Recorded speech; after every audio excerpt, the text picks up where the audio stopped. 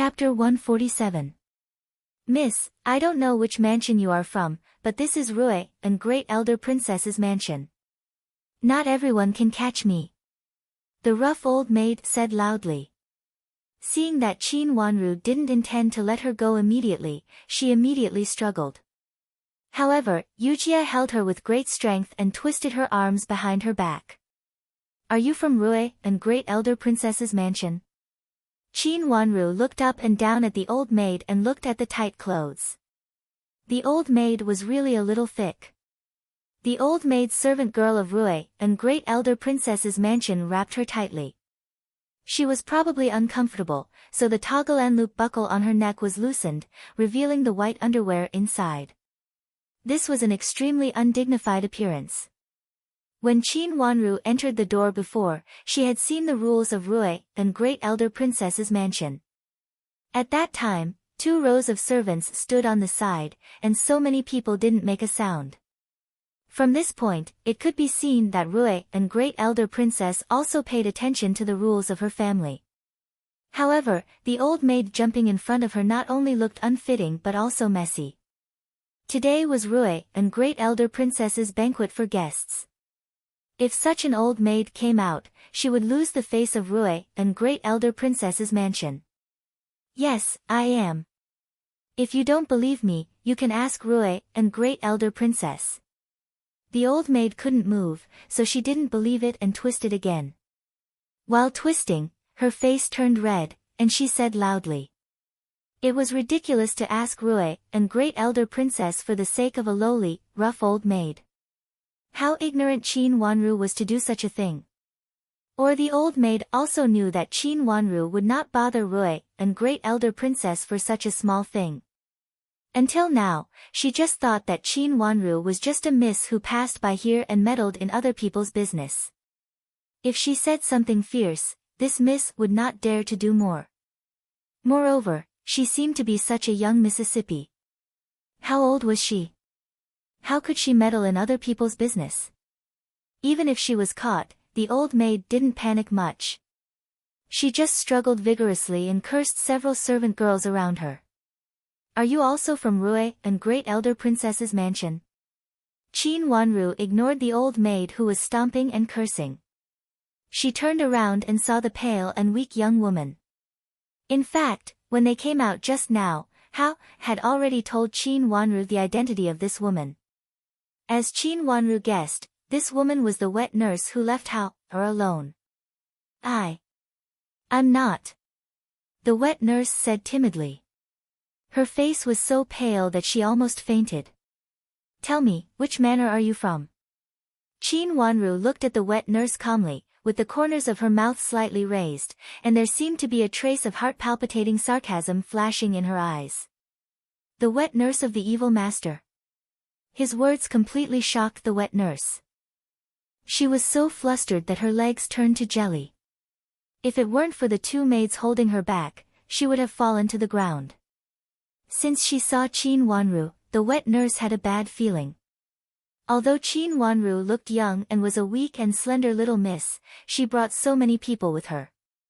Moreover, as soon as she came out, she threw herself and the old maid to the ground without any hesitation.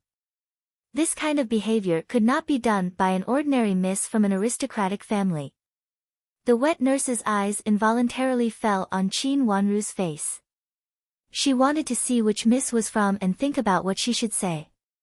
Qin Wanru was very delicate. Her beautiful little face looked soft and charming with childishness. Her long wings fluttered twice, and 2 uneven shadows fell on her pink little face. However, this extremely beautiful scene made the wet nurse feel a kind of treacherous danger. Me. Miss. The wet nurse stammered. Tell me. Tell me everything, and maybe I can spare your life. Qin Wanru chuckled. Don't talk nonsense. The old maid on the side found that it was not good and jumped up hurriedly. Cover her mouth. Qin Wanru said coldly. Yujia responded, pulled off a dirty handkerchief hanging on the old maid's lapel, and covered her mouth. The old maid made a whining sound, but could no longer speak. What do you want to do? Do you want to sell the young master? How much do you want to sell him? Is he worth more than your own family members? Or your own family members can be sold at a better price? Qin Wanru said slowly with a gentle look. The sky full of sunglow seemed to fall in her eyes, but there was a trace of dim light shuttling in it, as if the hostility was flowing in it. I didn't. Miss, it's not me. It has nothing to do with me. I just accompany master how to play, and then I left because of something. It's this old maid. She came over. She said that she wanted to take him away. She also said that someone was waiting on the wall of the backyard to take Master Hao out of the mansion. The wet nurse cried and argued while crying. I really don't know anything. She said that she just wanted to take Master Hao out to play for a while. Really, I don't know. I really don't know. Take him out. Qin Wanru thought for a moment and said lightly. It seemed that this trap was not made by one person, and she happened to be in it, but it was more like being pressed in by others. Originally, she was not in this plan. And these people should want to hurt Hao. Unexpectedly, someone was so vicious to deal with a child without a mother. Inexplicably thinking of herself in the last life, the hostility in her eyes became more and more intense. Sitting in the corridor, she almost made people feel the cold shadow around her. So, children who don't have a mother's love deserve to be schemed against. Even though she could see that Hao was not ordinary, he was still set up like this. Sister, what's wrong with you? Hao came out from behind the moon cave door, pulled Qin Wanru's hand, and shook it gently. He turned his head and looked at Qin Wanru with a pair of thin eyebrows and said uneasily. The child's heart was the most sensitive. Even if Qin Wanru didn't say a word, he also sensed the anger in Qin Wanru's heart. Let's go, Hao, go out with sister. Taking a deep breath, Qin Wanru suppressed the anger in her heart, took Hao's little hand, gently pinched it, and then slowly showed a smile. Hao, go out with sister. Hao raised his head and said with a smile. A pair of shallow dimples flashed, which was very cute. Qin Wanru took Hao's hand and walked out with a large group of people. Not long after, they walked to the main road of Rui and Great Elder Princess Mansion. Such a large group of people with a child, who was Master Hao whom everyone was looking for, and there were two people tied behind him, were very conspicuous. Someone had already run to report to Rui and Great Elder Princess. What Qin Wanru didn't expect was that she didn't meet Rui and Great Elder Princess's people, but met the first miss of Duke Yong's mansion, Di Fenglan. Hey, isn't this the second miss of Qin's mansion? Why did you make such a fuss in such a short time? Are you really going to take the child away? Di Fenglan and several misses stood under a tree and seemed to be talking about something. Hearing the movement on the main road, they turned their heads together and saw Qin Wanru coming with people. Di Fenglan was slightly stunned, curled her lips, and took 2 steps forward. Qin Wanru looked up at her with a bit of scrutiny in her eyes, and then smiled slowly. Miss Di, what a coincidence. Why do I meet you again as soon as I appear? What a coincidence. Who is destined to meet you? You really know how to make yourself look good. Since Countess Yong was not around, Di Fenglan behaved very arrogantly. She raised her face and glared at Qin Wanru in a way that was neither her nose nor her eyes. You are so bold that you actually arrested all the people of Rui and Great Elder Princess's mansion. Do you want to make trouble again? Is this the child everyone is looking for? He is just a child, but you are really angry with him and want to sell him. You are really cruel. Di Fenglan snorted coldly. She was a miss of an aristocratic family who grew up in the capital city, so she naturally looked down on Qin Wanru. Qin Yuru said that Qin Wanru was a bitch picked up from nowhere, and she really thought that she was a miss of an aristocratic family. Hey, who are you? Hearing Di Fenglan scolding Qin Wanru like this, Hao was unhappy. He raised his head and glared at Di Fenglan, lecturing her like a little adult. Which family are you from? You don't know the rules. Do you know how to teach people in your mansion? Don't you know how to behave? Di Fenglan was not prepared to be scolded by a child. Looking at the child trying to keep a straight face, as if pretending to be an adult, Di Fenglan immediately became angry. She seemed to see the figure of Qin Wanru on the child's face. Child, which family are you from? You are so unruly. Why don't you have an adult to teach you? Di Fenglan had never been pointed at her nose and scolded for being unruly.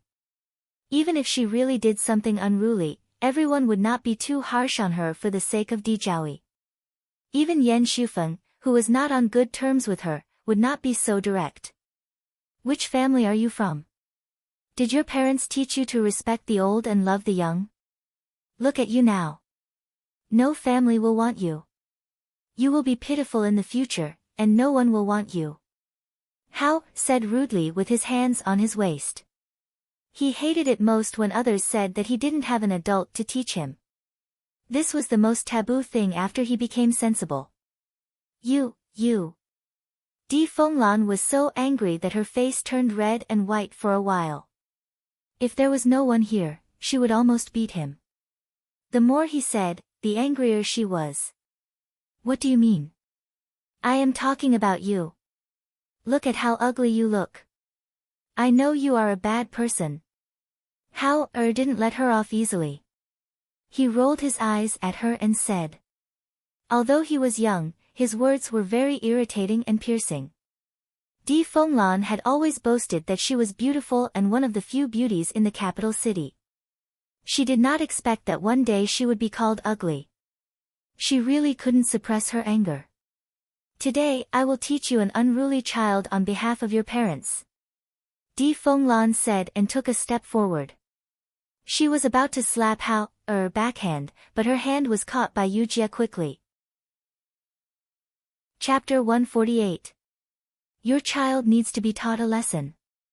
Di Fenglan said angrily as her hand was pinched by Yu Jie.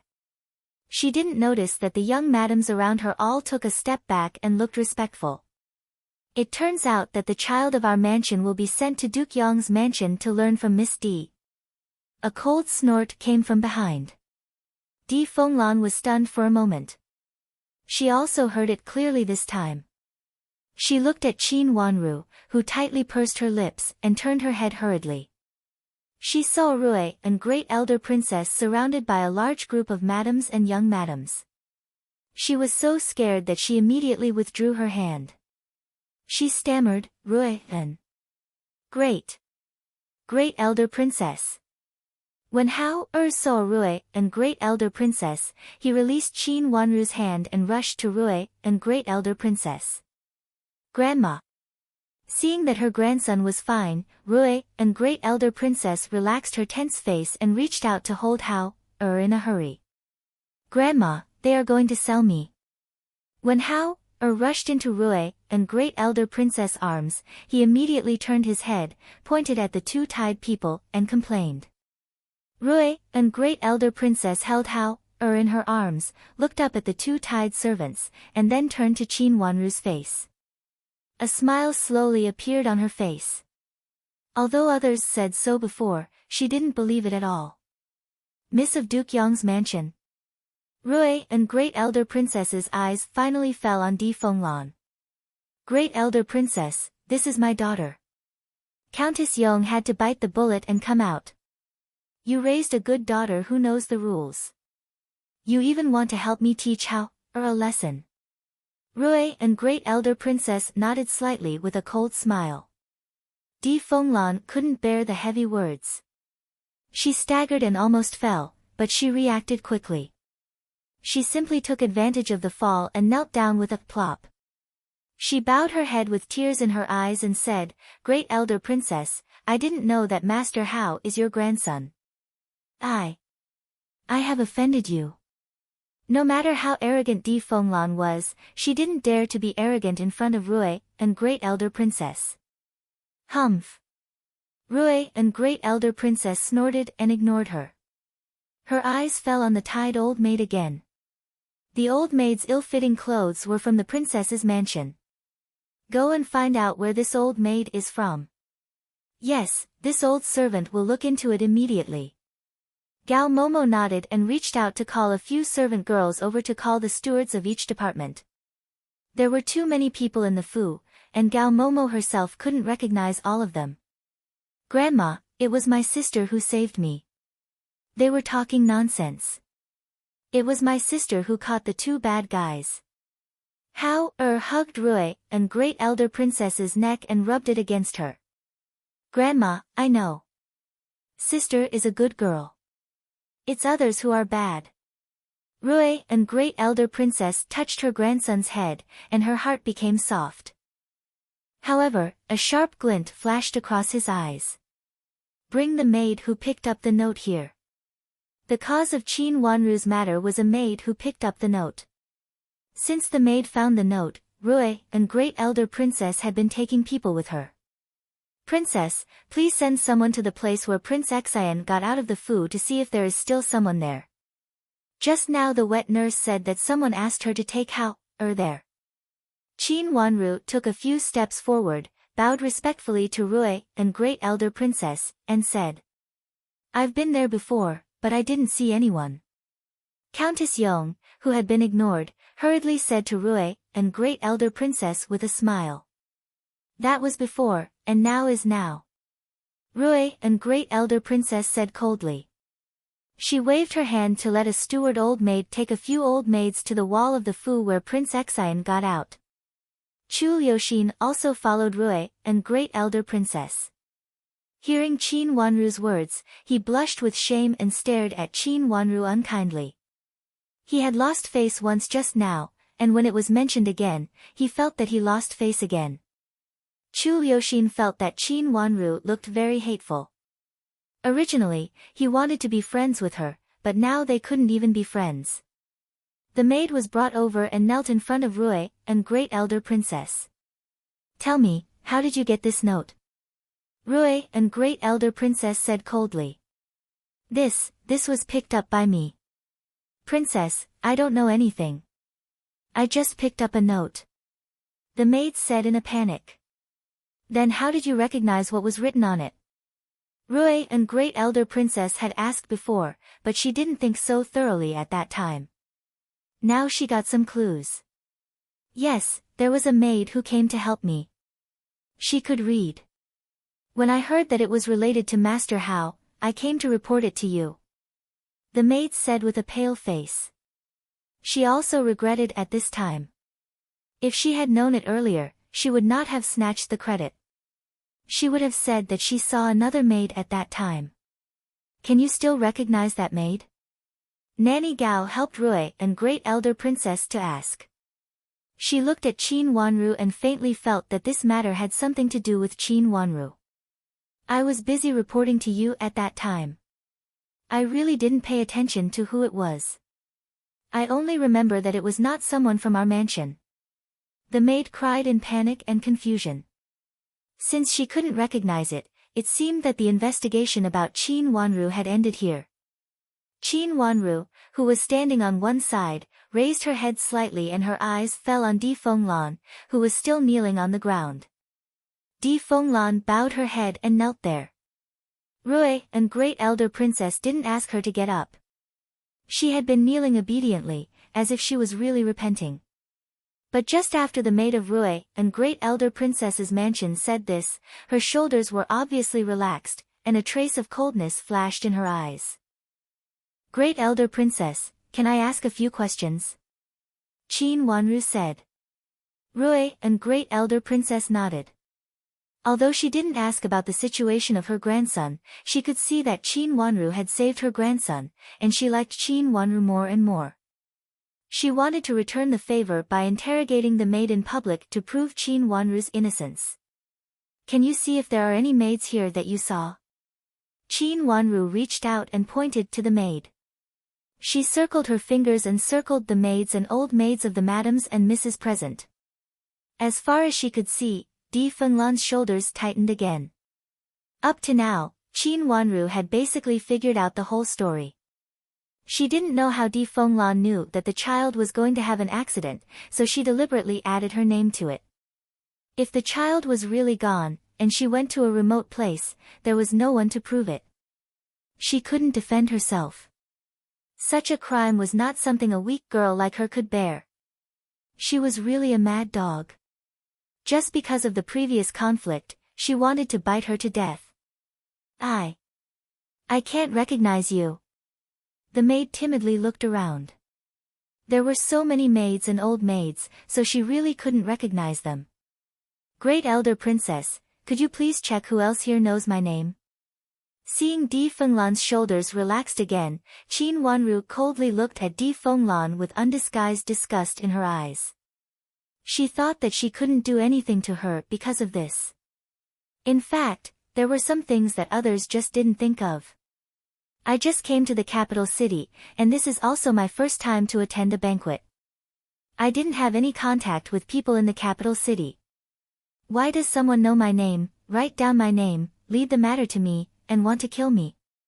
Qin Wanru said lightly. Her words immediately reminded everyone present of what was going on. Not everyone could know Qin Wanru's name if they wanted to. Everyone looked at each other, and those who reacted quickly immediately looked at the people of Duke Yong's mansion. I heard from the people of Duke Yong's mansion that the first miss was called Qin Yuru. This miss may be called Qin Wanru.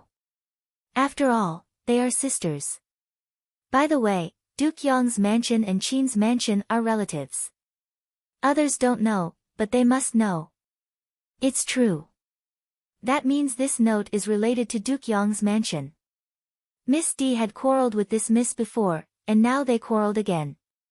Could it be? Some people were guessing, some were asking, and some were looking at Di Fenglan in surprise.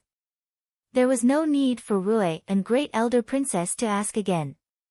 With a few words, everyone immediately pushed all the questions to Duke Yong's mansion. Countess Yong was stunned, and her face immediately became ugly. She said hurriedly, "This has nothing to do with our mansion, and we are not the ones who said this just now." They were not the ones who said this just now. It was just a servant girl who followed them here. But how dare a servant talk nonsense without her master's hint? Everyone looked at Countess Yong suspiciously. "Princess, I've finished asking."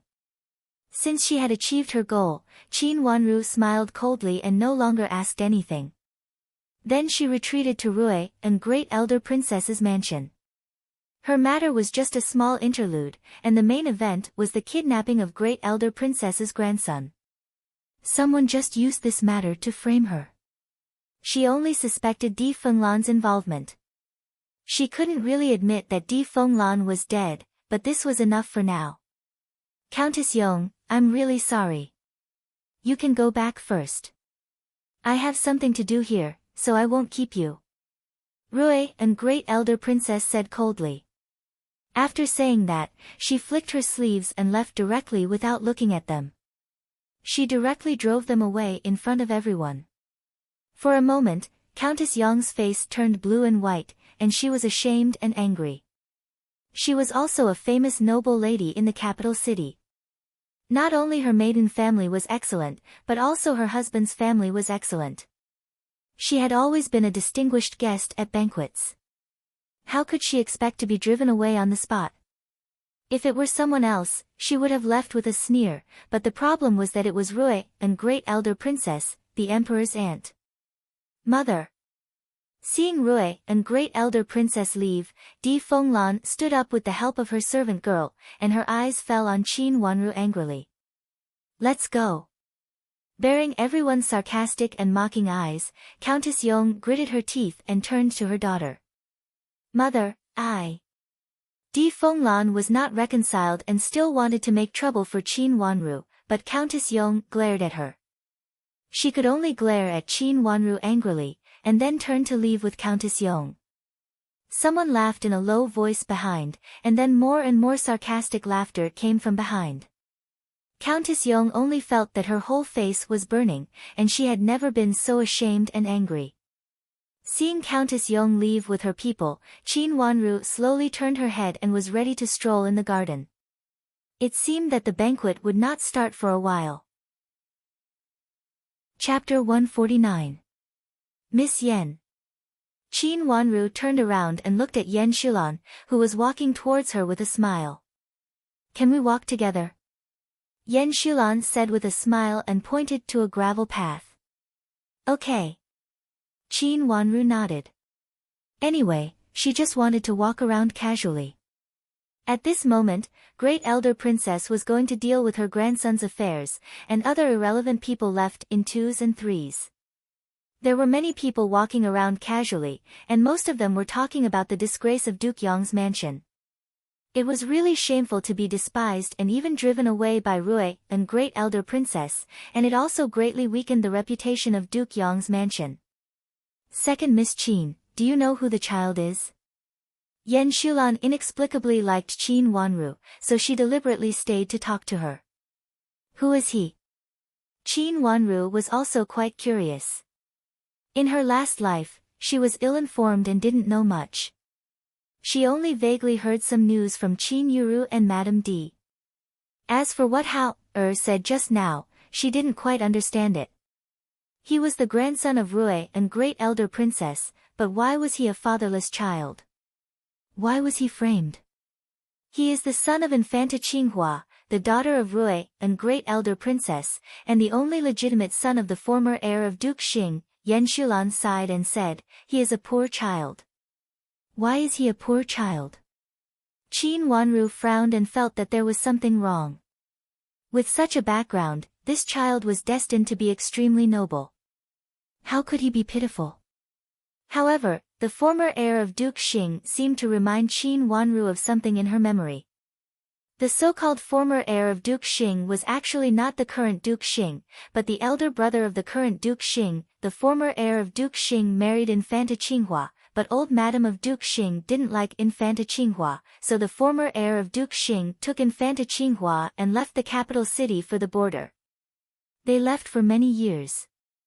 It seemed that because it was too far away, it was even inconvenient to send messages. Outsiders didn't know the specific details. Then, when the chaos broke out, the capital city sent people to look for them, and only Infanta Qinghua came back. This child is the posthumous child that Infanta Qinghua gave birth to. Infanta Qinghua lost her life when she was giving birth to the child and died early. Yan Shulan sighed and said, he was originally a proud son, but now he became an orphan without parents. I heard that although the current old madam is also good to this child, because she has a bad relationship with Infanta Qinghua, she doesn't care about this child very much. However, Rui and Great Elder Princess loves this child very much. Zhuozhuo. Zhuozhuo. How, A picture suddenly flashed in Qin Wanru's mind. It was a very vague picture. A woman was holding her hand and seemed to be saying something to her, but she couldn't hear or see clearly. Her heart seemed to be hit by something heavily, and there was an indescribable spasm from her heart, which made her almost fall for a while. A sharp pain surged from her heart. Miss, what's wrong with you? Yujia's voice was a little far away, so far that she couldn't hear it clearly for a while. Qin Wanru looked at Yujia blankly, as if she was looking at another person far away. Yujia panicked and hurriedly reached out to hold Qin Wanru. Yan Shulan didn't know what happened, and also helped Yujia hold Qin Wanru on the other side. Second Miss Qin, what's wrong with you? I'm fine. After a long while, Qin Wanru heard her own voice and saw everything in front of her again. There was Yujia and Yan Shulan, but there was no strange scene, and there was no strange voice calling her.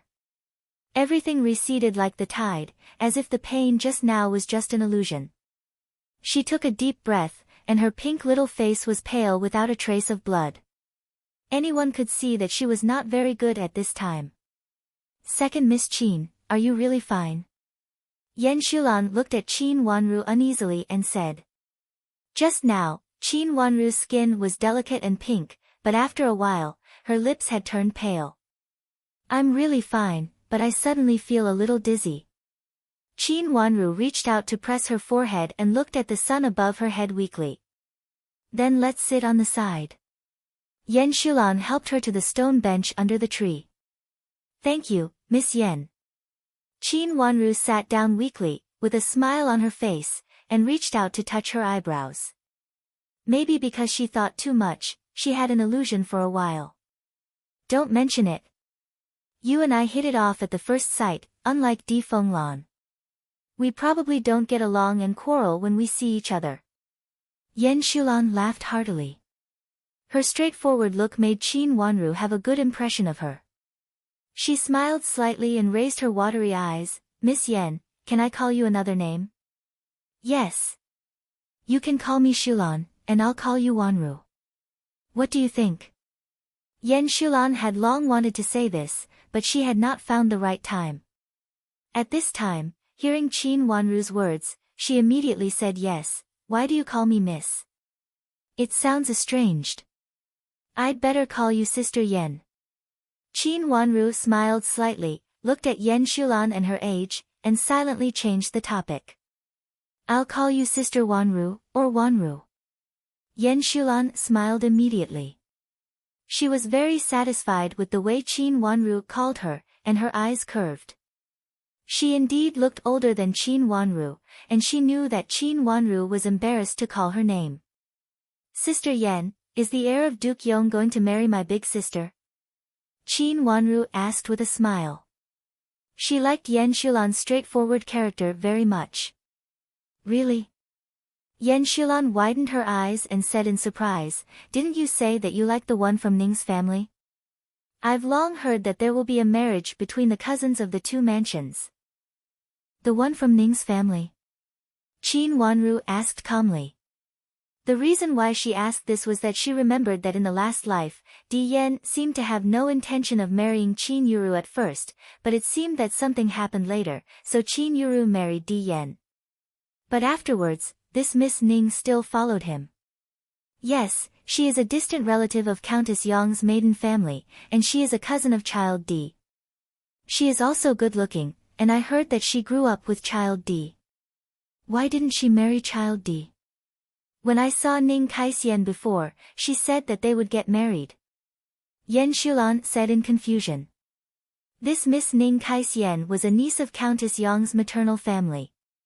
Although she was not a very close niece, Ning Kaisian was very good at talking, so Countess Yong liked her very much. She and Di Yan grew up together, and they had been friends since childhood. It was said that there had been an agreement between them. When the time was right, the marriage between the two families would be settled, and many people knew this. Then why didn't they settle it before? Qin Wanru still felt strange. Before, Ning Kaisian had to observe mourning for her grandfather, and her grandfather and Countess Yong's mother are biological siblings. Yan Shulan said. How is Miss Ning's family? Qin Wanru thought for a moment and asked. She always felt that there should be some reason for such a thing in the last life. Because this matter was directly related to Qin's mansion, Qin Wanru knew something. Ning's family is not bad, but it is not a big noble family. Marquis's mansion of Fengyang and Duke Yong's mansion have always taken good care of her family. Her father is just a small official. Yan Shufeng said, and then curled her lips. Usually, she is good at pretending. She will make a big fuss if something is wrong. But the heir of Duke Yong likes her very much. But according to the heir of Duke Yong, I guess he will have tender and protective feelings for pretty girls. After finishing the previous words, Yan Shulan added maliciously, and then laughed. Qin Wanru pursed her lips and also laughed. For people who were familiar with Di Yan, it was really like that. He probably liked pretty girls and had tender and protective feelings for pretty girls. Does your mansion really want to unite with Duke Yong's mansion by marriage? Seeing Qin Wanru also smiled knowingly, Yan Fenglan felt that the two of them had the same mind, so she approached and asked. Madam Di and big sister think so, but Duke Yong's mansion hasn't decided yet. Qin Wanru thought for a moment and said honestly. Oh, such a big playboy, but he can still be picky. They really think too highly of him. Yan Shulan said disdainfully. She rolled her eyes and suddenly said, your big sister doesn't seem to be a good person. Before, her servants said bad things about you everywhere, saying that you hooked up with the husband your family arranged for her, and then you made a fuss that you didn't want him, which made the whole Qin's mansion lose face with you. Yan Shulan originally didn't know about this. After seeing the scene on the road, she asked several young ladies who were on good terms with her. After asking, she found out that this young lady of Qin's mansion had been tarnishing her younger sister's reputation behind her back. Before Qin Wanru arrived in the capital city, her bad reputation seemed to have spread, and it was really unpleasant to hear. Qin Wanru already had a well-thought-out plan for Qin Yuru and Madame D. Hearing Yan Shulan's words, she understood it more clearly. Before she came to the capital, they had secretly transferred Qin Yuru's scandal to her, in order to make a preconceived impression. In the future, even if there were some bad rumors about Jiangzhou, it would be hard to distinguish which was true and which was false. It was such a long journey, so how could the news be accurate? Madame D and her daughter were really good at scheming. She slightly raised the corners of her thin lips, showing a trace of coldness. Her fluttering eyelashes blinked twice, and she already had an idea in her mind. Some things, even if she didn't say it, would be spread out slowly. Madame D and her daughter had been scheming, and now there was just one thing that could tear off their disguise. They chatted for a while, and the more they talked, the more congenial they became. Unknowingly, another 2 hours passed, and the long-delayed banquet also began. A servant girl came to invite them over. They followed the servant girl together. On the halfway, they suddenly saw a group of people coming over in a hurry, and they all looked not very good. Yan Shulan took Qin Wanru's hand and stood still on the path. She pointed at a woman in the front from a distance and said, "See? This is the current Madam of Duke Xing." Hearing what she said, Qin Wanru also turned her eyes to the face of the woman in the front of this group. When she saw the face of the woman clearly, her eyes immediately overflowed with cold hostility. Chapter 150. This was Madam of Duke Xing. This woman seemed to have no contact with her in the last life, but she seemed to be everywhere. Qin Wanru even had an idea that her life in the last life seemed to be doomed when she met this Madam of Duke Xing. The feeling that her life was controlled by someone and pushed into the abyss step by step made her feel helpless and desperate, but she couldn't find out who the mastermind was.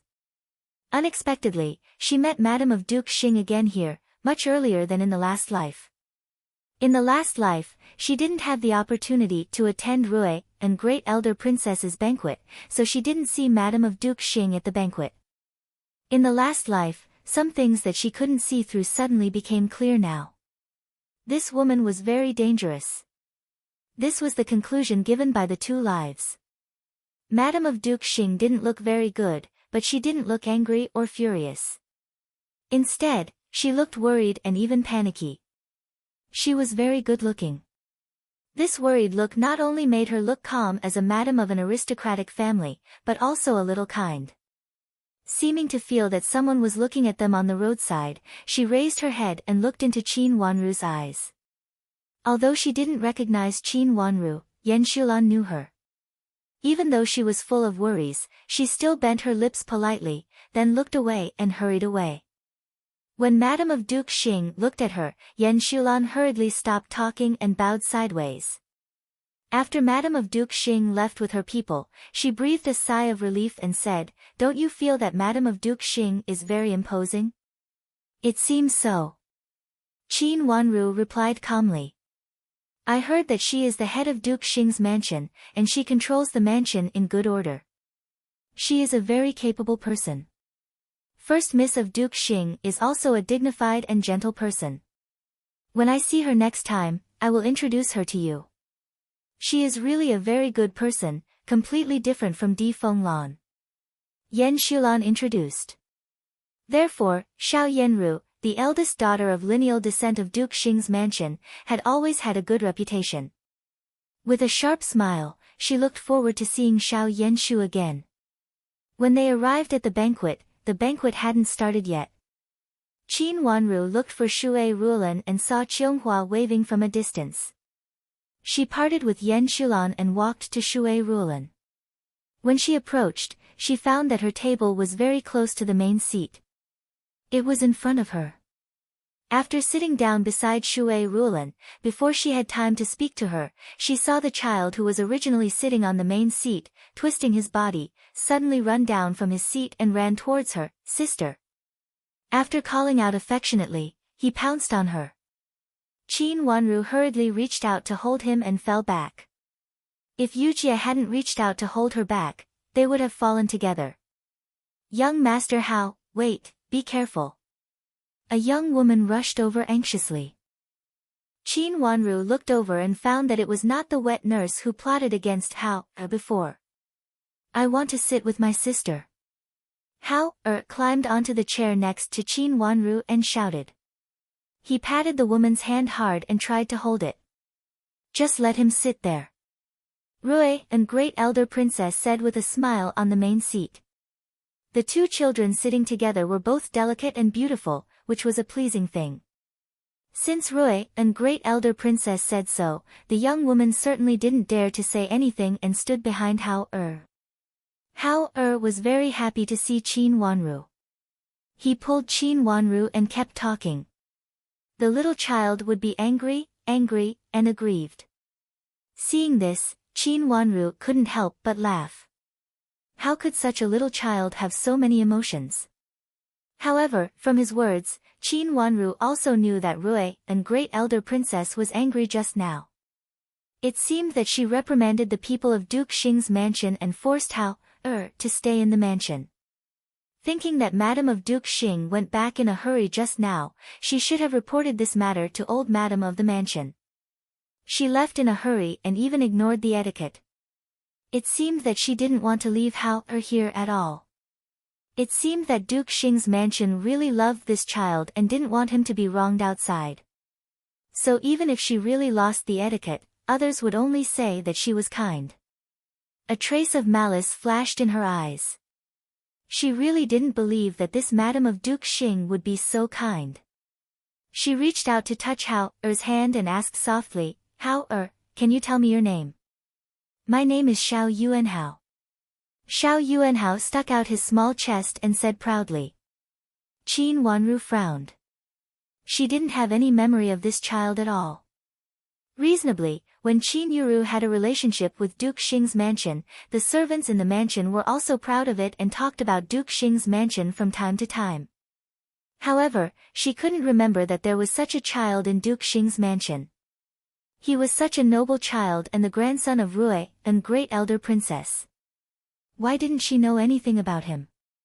Thinking of what happened today, a layer of cold sweat suddenly appeared on her back. Could it be that something really happened to this child in the end, so no one in Duke Xing's mansion mentioned it later? Biting her lips and suppressing the shock in her heart, she suddenly remembered a big event in her last life, a big event that shocked the whole capital city. Rui and Great Elder Princess became a nun. Rui and Great Elder Princess was the emperor's biological aunt and had a noble status. However, she suddenly wanted to become a nun. It was even said that not only the emperor had persuaded her, but also the Empress Dowager had repeatedly come to Rui and Great Elder Princess mansion to persuade her. However, no matter who persuaded her, Rui and Great Elder Princess still wanted to become a nun.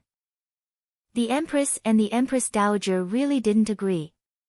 Later, they built a nunnery in the back garden of Rui and Great Elder Princess mansion and opened it to the public, so that Rui and Great Elder Princess could also cultivate in her own mansion. In her last life, she didn't understand why Rui and Great Elder Princess suddenly wanted to become a nun. With her noble status, why couldn't she think it through? Now thinking about it, if Xiao Yuanhao, the only child of Rui and Great Elder Princess, really had an accident, seeing how Rui and Great Elder Princess doted on this child, she was afraid that she really couldn't bear it. Judging from today's situation, someone must have plotted against Xiao Yuanhao. Xiao Yuanhao's identity was the real heir of Duke Xing's mansion. His identity was actually very similar to Chu Liuchen's. With his identity, if Rui and Great Elder Princess fought for the position of the next heir of Duke Xing's mansion for him, it would be very easy for her to succeed. Therefore, his existence hindered the current Duke Xing and Madam of Duke Xing. Almost in an instant, Qin Wanru had a clear idea. If there was anyone who didn't want to see this child, she really couldn't find anyone except Duke Xing and his wife. Because she felt that Duke Xing's mansion was very suspicious in her last life, Qin Wanru almost thought about everything without thinking. But she also found that there should be no clues directly related to Duke Xing's mansion just now. Otherwise, Madam of Duke Xing would not just be in a hurry and show concern, but not panic. Will you live in the princess mansion in the future? Qin Wanru asked with a smile. Yes, I will live here, in Grandma's place. Xiao Yuanhao blinked his big eyes and said while eating a fruit. His puffed mouth looked very cute when he opened and closed it. Will your grandma be reluctant to leave you? Qin Wanru wiped the corner of his mouth with a handkerchief and said. Grandma. The child rolled his eyes and seemed to hesitate. It could be seen that he was still a little reluctant to leave his grandma. This should also be an important reason why Xiao Yuanhao had been raised in Duke Xing's mansion for so many years. How is unwilling to follow Rui and Great Elder Princess? Qin Wanru rolled her watery eyes and asked cleverly. But how is also reluctant to leave grandma, aunt, big sister and brother. How lowered his head and looked a little sad. So in Xiao Yuanhao's heart, all the members of Duke Xing's mansion were good people, very good people. Otherwise, a child would not be so concerned about them. This family was really good at pretending. Qin Wanru sneered in her heart. Although she would not kill all of them, at least some of them were definitely not good. It was really dangerous for Xiao Yuanhao to stay in Duke Xing's mansion. Why didn't she do it in Duke Xing's mansion but under the nose of Rui and Great Elder Princess? Of course, the reason was that she was afraid that Rui and Great Elder Princess would blame Duke Xing's mansion for it. If something really happened in her mansion, Rui and Great Elder Princess would only blame herself. In her last life, it should also be a special opportunity that made Hao have an accident in Rui and Great Elder Princess mansion. So Rui and Great Elder Princess blamed herself and desperately asked her to become a nun.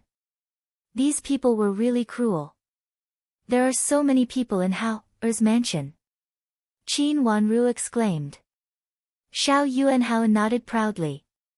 He raised his little face and smiled so widely that only his teeth could be seen. But grandma is alone. So poor. Qin Wanru also smiled with him, but then she lowered her head sadly and peeped at Rui and Great Elder Princess.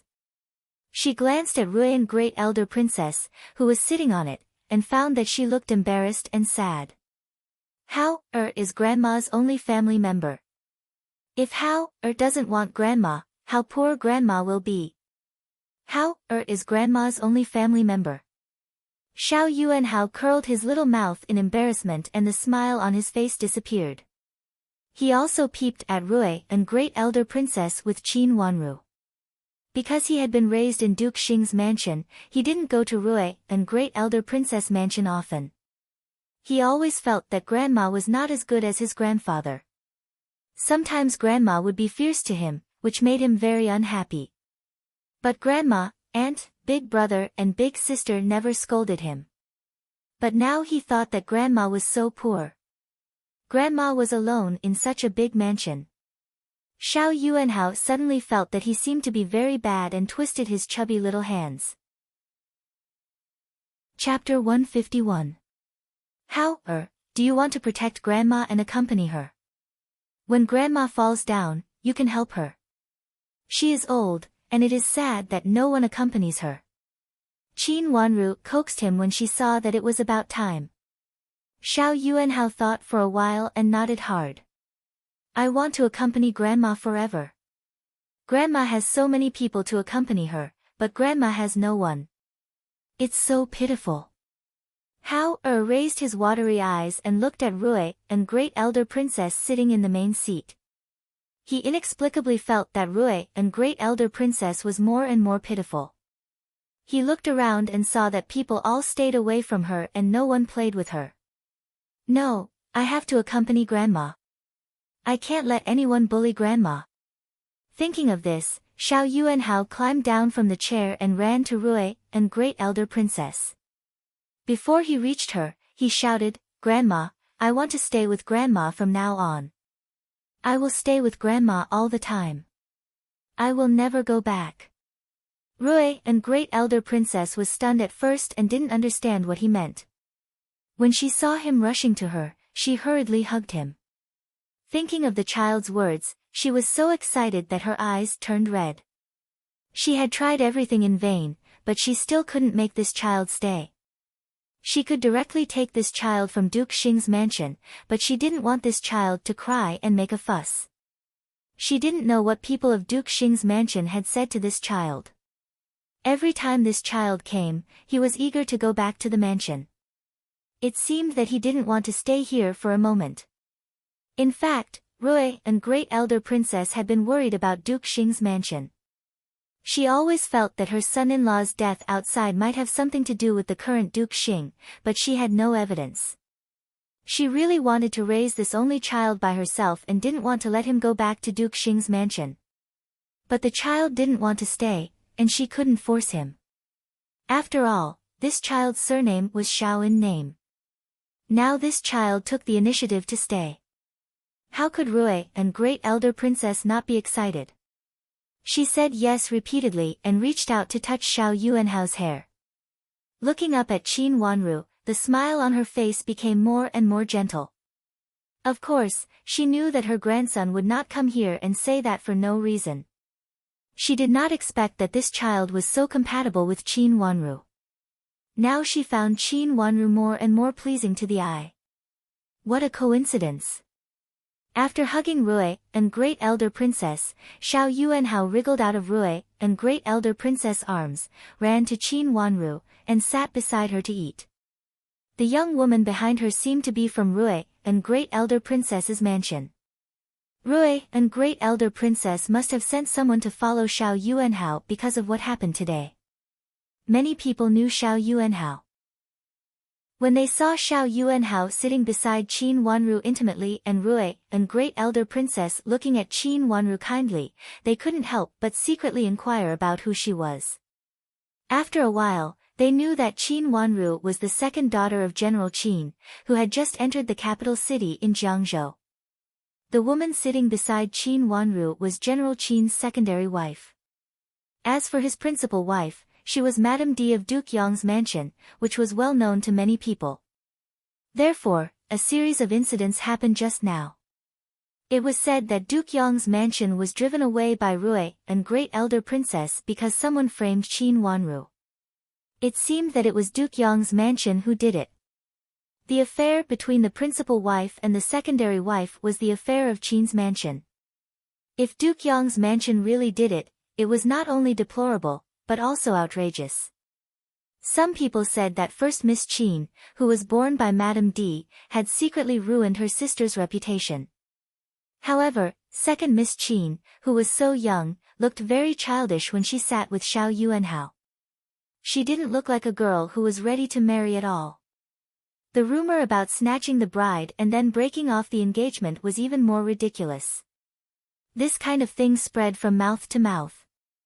Before the banquet was over, everyone had basically heard about it and basically understood the complicated situation of Qin's mansion. For a moment, there were all kinds of opinions. But most people thought that Qin Wanru was innocent. It should be Madame D who didn't like the second daughter of the secondary wife and deliberately made it up. However, with the kindness of Rui and Great Elder Princess, second Miss Qin was not without foundation. After the banquet, the guests began to go back. Seeing that it was getting late, Qin Wanru also stood up and wanted to say goodbye. However, her skirt was grabbed by Xiao Yuanhao. "Sister, are you leaving?" "What about Hao, Xiao Yuanhao said pitifully.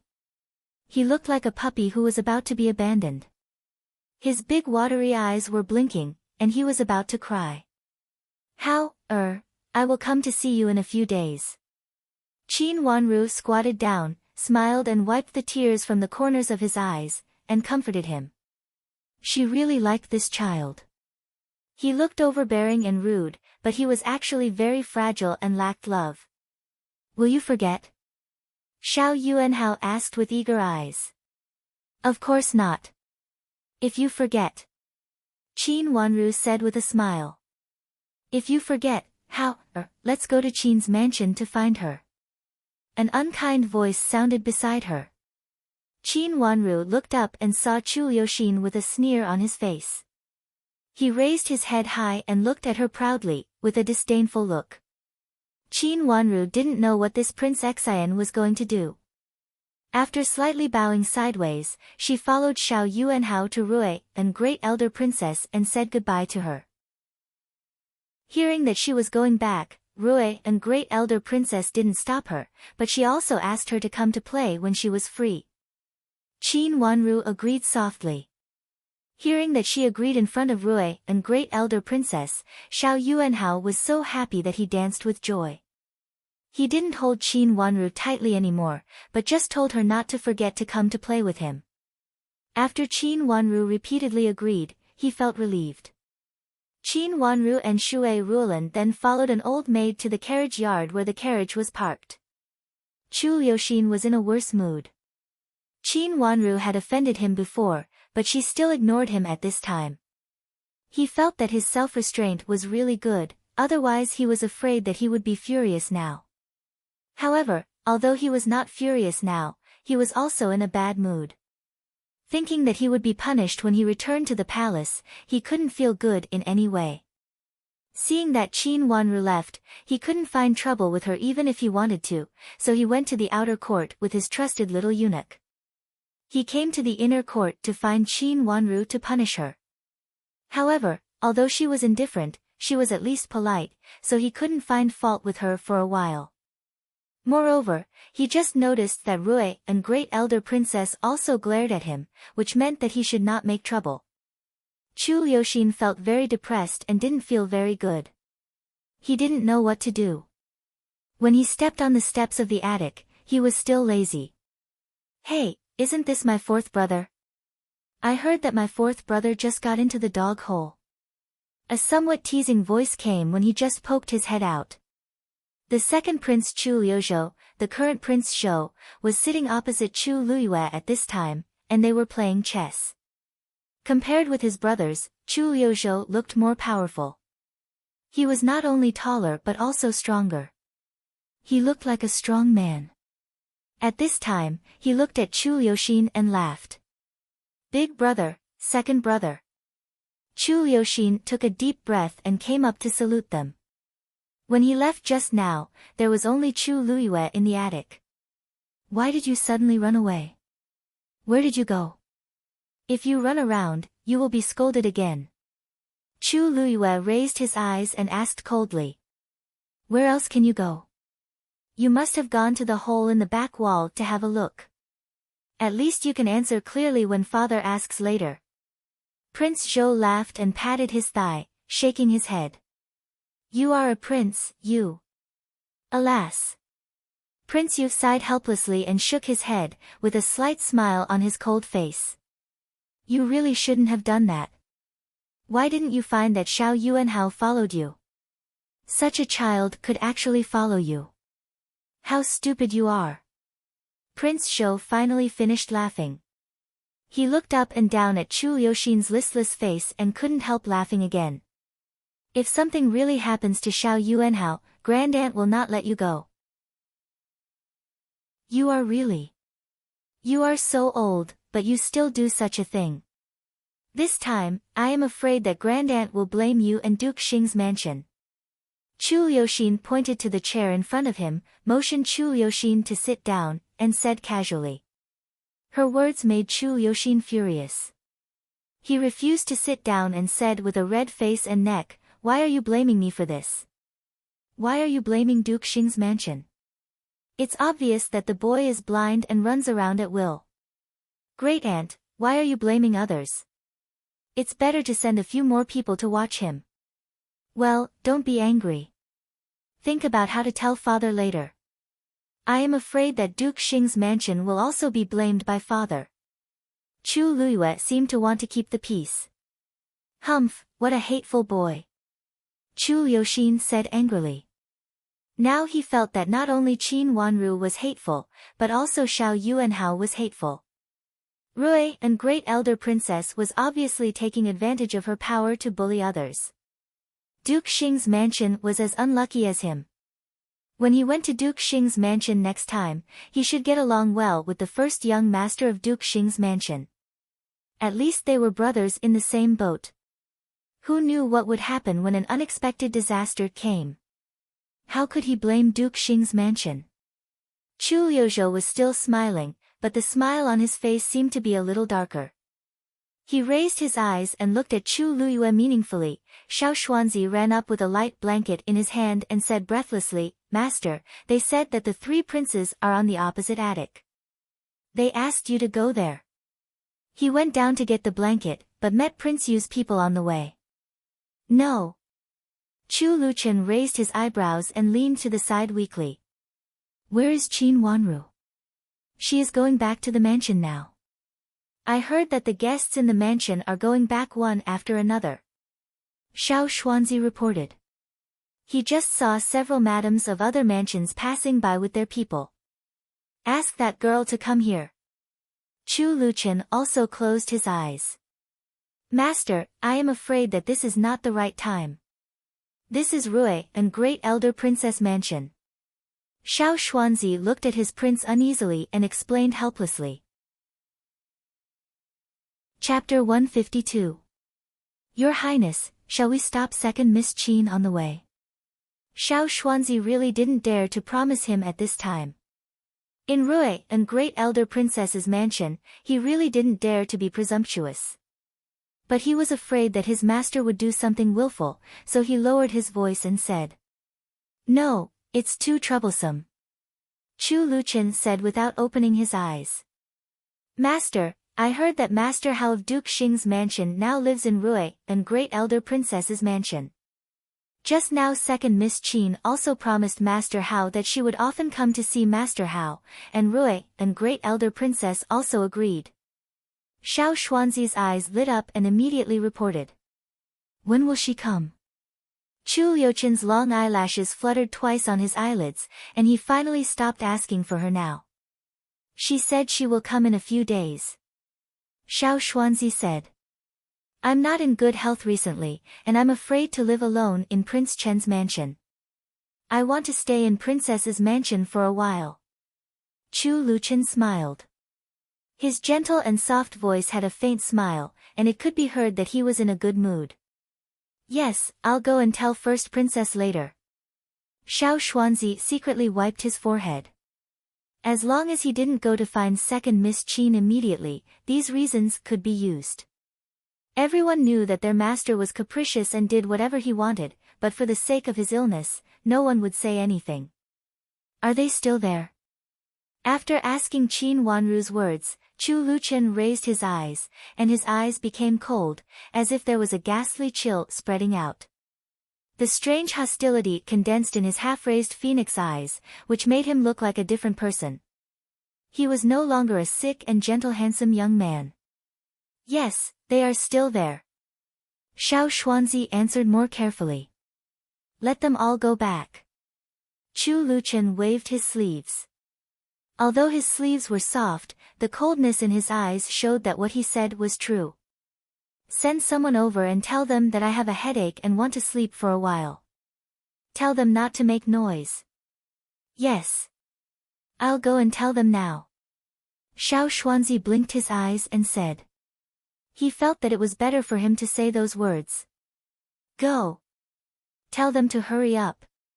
If I fall sick from exhaustion because they didn't rest well, I'll definitely complain to Imperial Uncle. Yes, I will go now. Master, please take a rest. Xiao Xuanzi nodded repeatedly. Chu Luchen closed his eyes again. His head rested on one side of the soft chair, and his body was covered with the blanket that Xiao Xuanzi brought for him just now. Xiao Xuanzi deliberately gathered the blanket. After checking that everything was in place, he turned around and went downstairs to the opposite pavilion. The guards downstairs knew him. When they saw him coming, they looked at each other and reached out to stop him. Our prince has something to tell the three princes. Xiao Xuanzi did not force his way in. After standing still, he smiled and cupped his hands to the two guards. The two guards did not dare to neglect him. After making an obeisance to him, one of the guards went up the stairs and soon invited Xiao Xuanzi up. When Xiao Xuanzi went upstairs, he found that the atmosphere upstairs was not bad. The three princes were talking and laughing. When they saw him coming in, several pairs of eyes fell on him. Xiao Xuanzi coughed in a low voice. After bowing to the three princes, he raised his head and said, "Princes, our master is resting in the opposite building. He said that he wants to have a good rest now and asked you not to disturb him.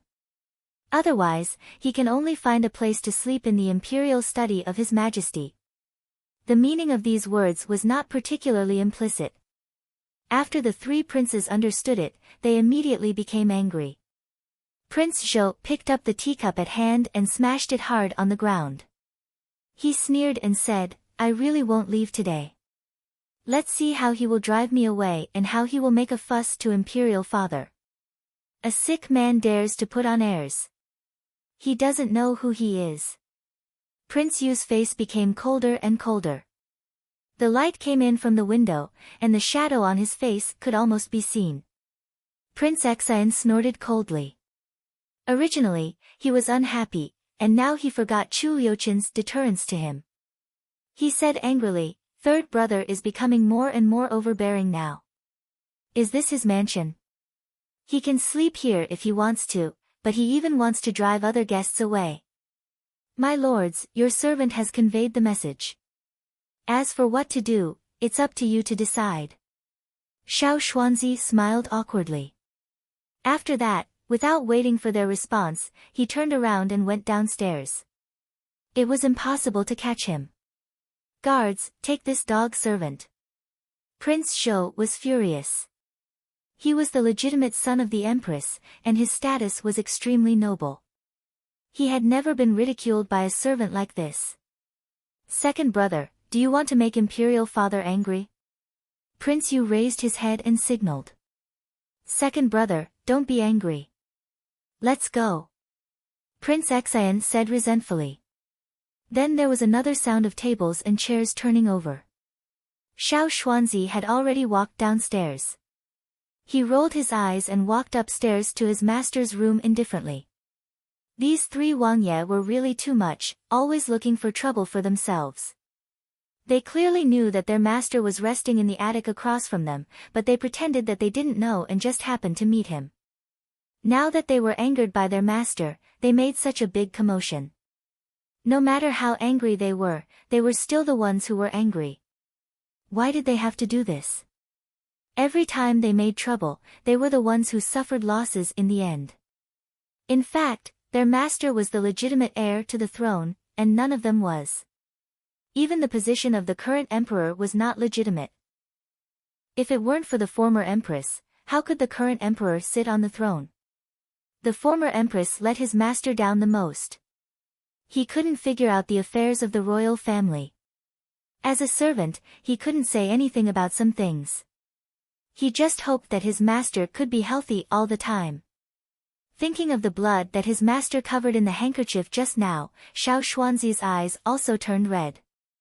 When he went back, he must ask Dr. Qi to make some medicine for his master. How could his master be like this? Qin Wanru didn't know that those princes were angry because of Chu Luqian, and it was another farce. She had returned to Qin's mansion with Shui Rulan, but she didn't expect that the Qin's mansion was so extravagant that it was also a mess. As soon as she entered Madame Dowager's Xining pavilion, she saw the servant girls and old maids standing on both sides trembling with fear. They didn't even dare to make a high voice. Looking at the movement in the courtyard, Qin Wanru had an idea. She followed Shui Rulan and walked in slowly. As soon as they entered the room, Madame Dowager, who was sitting on the high seat, looked very unhappy. Madame D and Qin Huayong were sitting on both sides, and Qin Yuru was sitting beside Madame D. She was covering the handkerchief and crying sadly. Hearing a servant girl reporting that Shui Rulan and Qin Wanru came in, Qin Yuru raised a pair of crying red eyes and looked very sad. Qin Wanru, do I want your elder sister to die so much? Even though I'm not your biological mother, I've raised you up. How could you be so heartless and unscrupulous as to dig up the things that happened in Jiangzhou and make your elder sister unable to live? Madame D slammed the table fiercely the moment she saw Qin Wanru, and her eyes were fierce. Mother! Qin Yuru couldn't help cursing at her words. She rushed to the table on one side and directly lay on it, crying. Shui Rulan's face turned cold. Sister, what do you mean? I went to Rui and Great Elder Princess's mansion with Wanru. How could it be that I want to kill Yuru? Why not? Shui Rulan, stay out of this. This is Qin Wanru's business. Don't say anything if you don't know the truth. Madame D said coldly. What do you mean by don't know the truth? What is the truth you are talking about, sister? Shui Rulan said angrily. She knew that Madame D said this deliberately, meaning that she had no reason to get involved in this matter. But how could she really stand by and let Madame D and her daughter bully Qin Wanru again and again? Before she married Qin Huayong, she had made up her mind to protect Qin Wanru. Have you ever thought that the child you raised with your own hands would bite back at you? Have you ever thought that you raised such a little child up, but she will be unfilial to you? Madame D sneered and said, if you don't have such experience, don't talk nonsense. She was mocking Shui Rulan for meddling in this matter without knowing anything. Of course, she also said that Qin Wanru was ungrateful. Sister, you really put a big hat on such a big child, but you put a sign of being ungrateful. What about Yuru? I don't know what happened to Wanru when she was a child, but now Wanru is my daughter. I can't let her be bullied for nothing.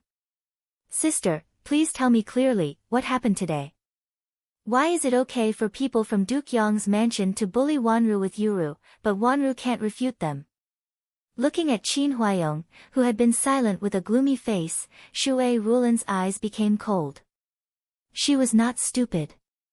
Looking at Qin Huayong's expression, she knew that he believed what Madame D and her daughter said and would stand on their side. But she didn't know anything, so she didn't know how to deal with it. She could only ask about the situation first. Of course, when she asked about it, she also brought out what happened in Rui and Great Princess Mansion. She guessed that it was the cause and effect of what happened there. Shui Rulan, what nonsense are you talking about? Qin Wanru is sharp-tongued. Do you want to blame Yuru for what she did? When you went to Rui and Great Elder Princess Mansion today, you didn't take Yuru with you. But when Yuru went with Duke Yong's mansion, what did she do to you? You can't see her happy. She is my biological and only child. Speaking of this, Madame D also felt wronged. It seemed that her eyes were a little red. She wiped the corners of her eyes with a handkerchief and said, if something really happens to her, how can I live? Qin Wanru sneered in her heart. Standing beside Shui Rulan, she clearly saw Madame D's action. Madame D pretended to be wronged while glancing at Qin Huayong. Therefore, Madame D's only child was naturally Qin Huayong's only child now. Wasn't it the most precious? She clearly knew that Qin Huayong's position in Qin Huayong's heart was completely incomparable to hers. And Madame D repeatedly reminded Qin Huayong of this so that Qin Huayong would suppress her biological child. Chapter 153. Seeing that Qin Huayong's eyes became more and more gloomy, Qin Wanru smiled, reached out to help Shui Rulan, and said in a low voice, Mother, don't be angry. You can't bear it. You just came a long way and you must be tired. Sit down and have a rest. Look, you are sweating. Rulan, sit down first. Qin Huayong looked at Shui Rulan, and his face softened.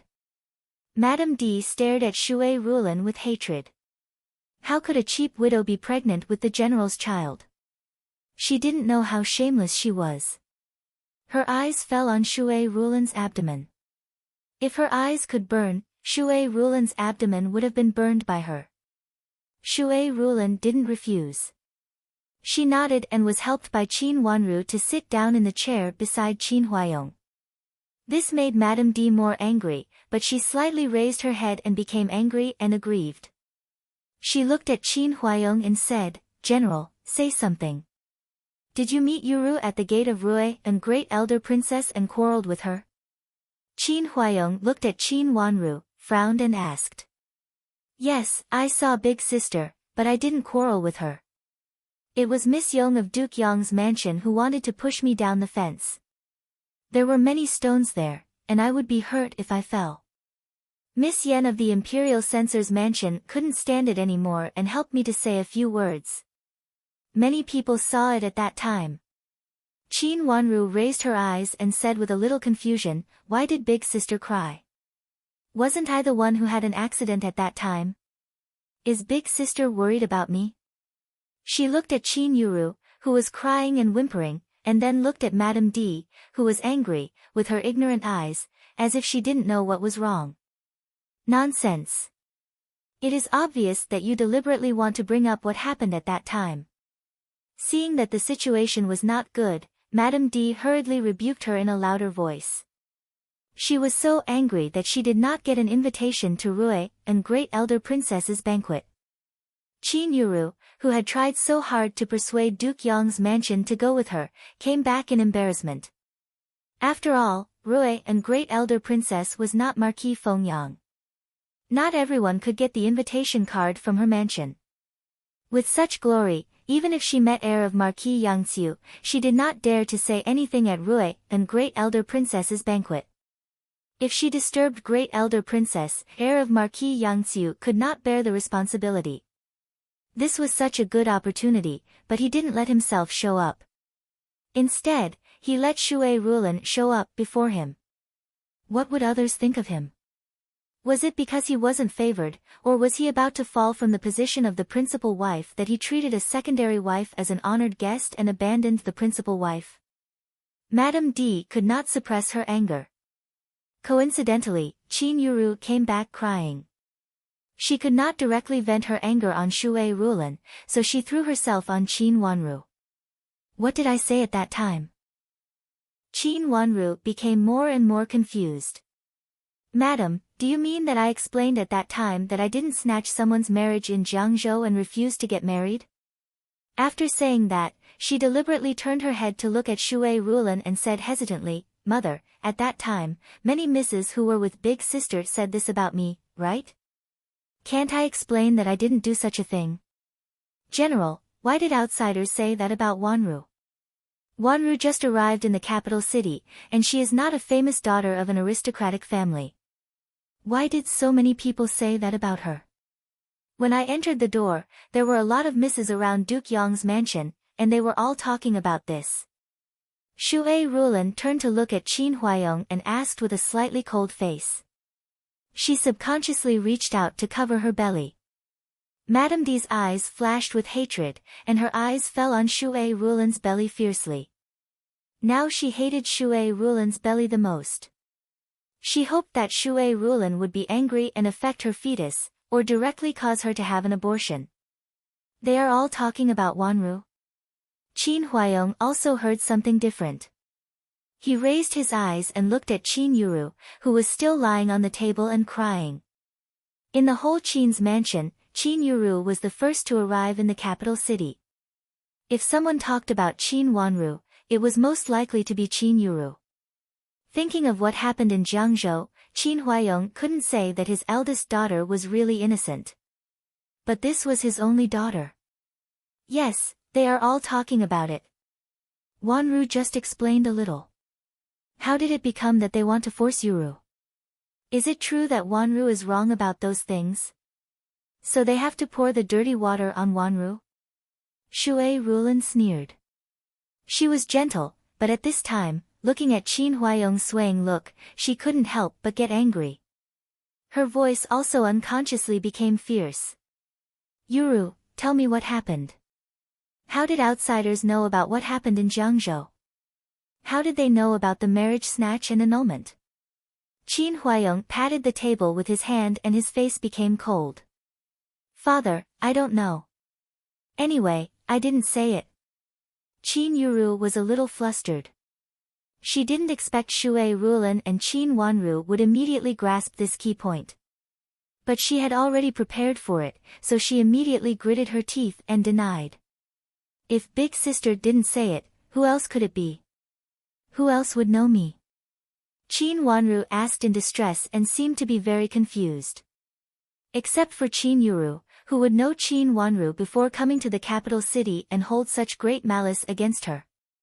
Speaking of this, Qin Wanru seemed to think of another thing. She turned to Qin Huayong and said, Father, Countess Yong was later driven out by Rui and great elder princess. Since Qin Huayong couldn't make a decision at the moment, she would give him another dose of strong medicine. A trace of coldness flashed in her watery eyes. Madame D and her daughter probably didn't expect that such a thing would happen after Qin Yuru left. What happened? Qin Huayong's face changed as expected and he asked anxiously. Nonsense, how could it be possible? Madame D screamed. Impossible. Qin Yuru stopped pretending to cry. She raised her head and stared at Qin Wanru fiercely, gnashing her teeth and said.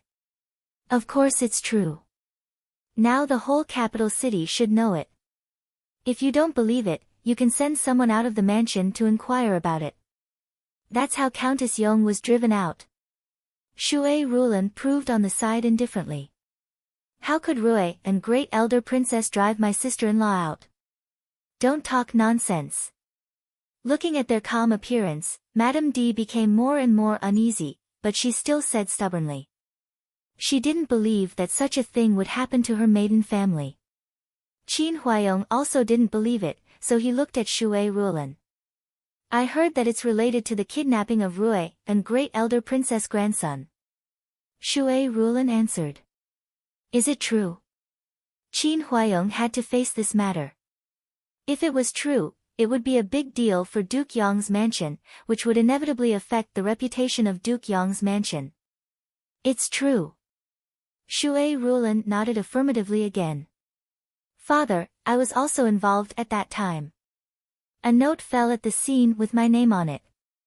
I haven't been in the capital city for a long time, but someone knew my name. Later, it was said that it came from Duke Yong's mansion. My mother and I didn't understand the details. Anyway, Rui and great elder princess was very angry and drove Countess Yong away. Qin Wanru's eyes flashed and she explained in a very orderly way. Her words sounded vague, and she didn't directly refer to Duke Yong's mansion.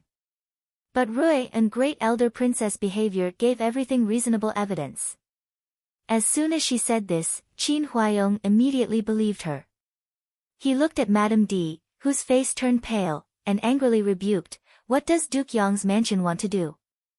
If this kind of thing really involved Qin Wanru, it was equivalent to involving Qin's mansion. Qin Huayong's job had not been settled yet, and Qin Wanru's accident at this time would have a huge impact on his official career. Thinking about this, how could he not be angry?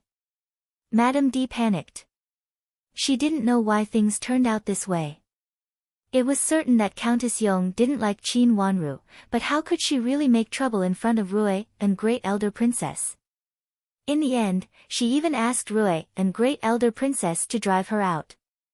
After that, how could she make her sister-in-law bring Shui Rulan to the Marquis's mansion of Fengyang? What if he asked his sister-in-law to set a trap for Shui Rulan and make her lose her child? What was sister-in-law doing? Madame D was angry and hateful at the same time. She had always been a calm and collected person. How could she do such an unruly thing? She secretly blamed Countess Yong, but she didn't think that she really wronged Countess Yong. It was her niece, Di Fenglan, who was angry and did it casually. It really had nothing to do with Countess Yong. First sister-in-law wouldn't do such a thing. It might be a misunderstanding. No matter what she thought, Madame D was still stubborn. Her eyes flashed and she gritted her teeth. Misunderstanding? Rui and Great Elder Princess's misunderstanding? Qin Huayong said with a gloomy face. Maybe, it's a misunderstanding because Rui and Great Elder Princess favors Wanru. She directly sent the invitation to Wanru and asked her to do it. She didn't mention our Yuru at all. I don't know why Rui and Great Elder Princess despises our Yurus so much. In this case, shouldn't she invite her sister together? Madame D lowered her head sadly. She meant that Shui Rulan and Qin Wanru had said bad things about Qin Yuru and Duke Yong's mansion in front of Rui and Great Elder Princess, which made Rui and Great Elder Princess prejudiced against Qin Yuru and Duke Yong's mansion. Then she misunderstood something and made such a thing out of anger. Hearing Madame D's confusing words, Shui Rulan trembled with anger. She had known that Madame D was very shameless, but she didn't expect that she was so shameless. When she was about to stand up and speak, Qin Wanru pulled her sleeves. Father, do you think that Rui and Great Elder Princess has favored and trusted me so much? She just saw me once and she believed me so much. Shui Rulan understood at this time. She turned her head to look at Qin Huayong and said, General, if Wanru really has such a great influence on Rui and Great Elder Princess, then your matter is not a big deal. Chapter 154. Yuru, are you really not the one who spread the rumor? After saying this, Qin Huayong's eyes immediately became strange and deep, and he asked Qin Yuru. Father, it's really not me. Qin Yuru didn't react as fast as Madame D. Hearing Qin Huayong's question, a trace of pride flashed in her eyes. She didn't believe that her father would punish her if she didn't say anything.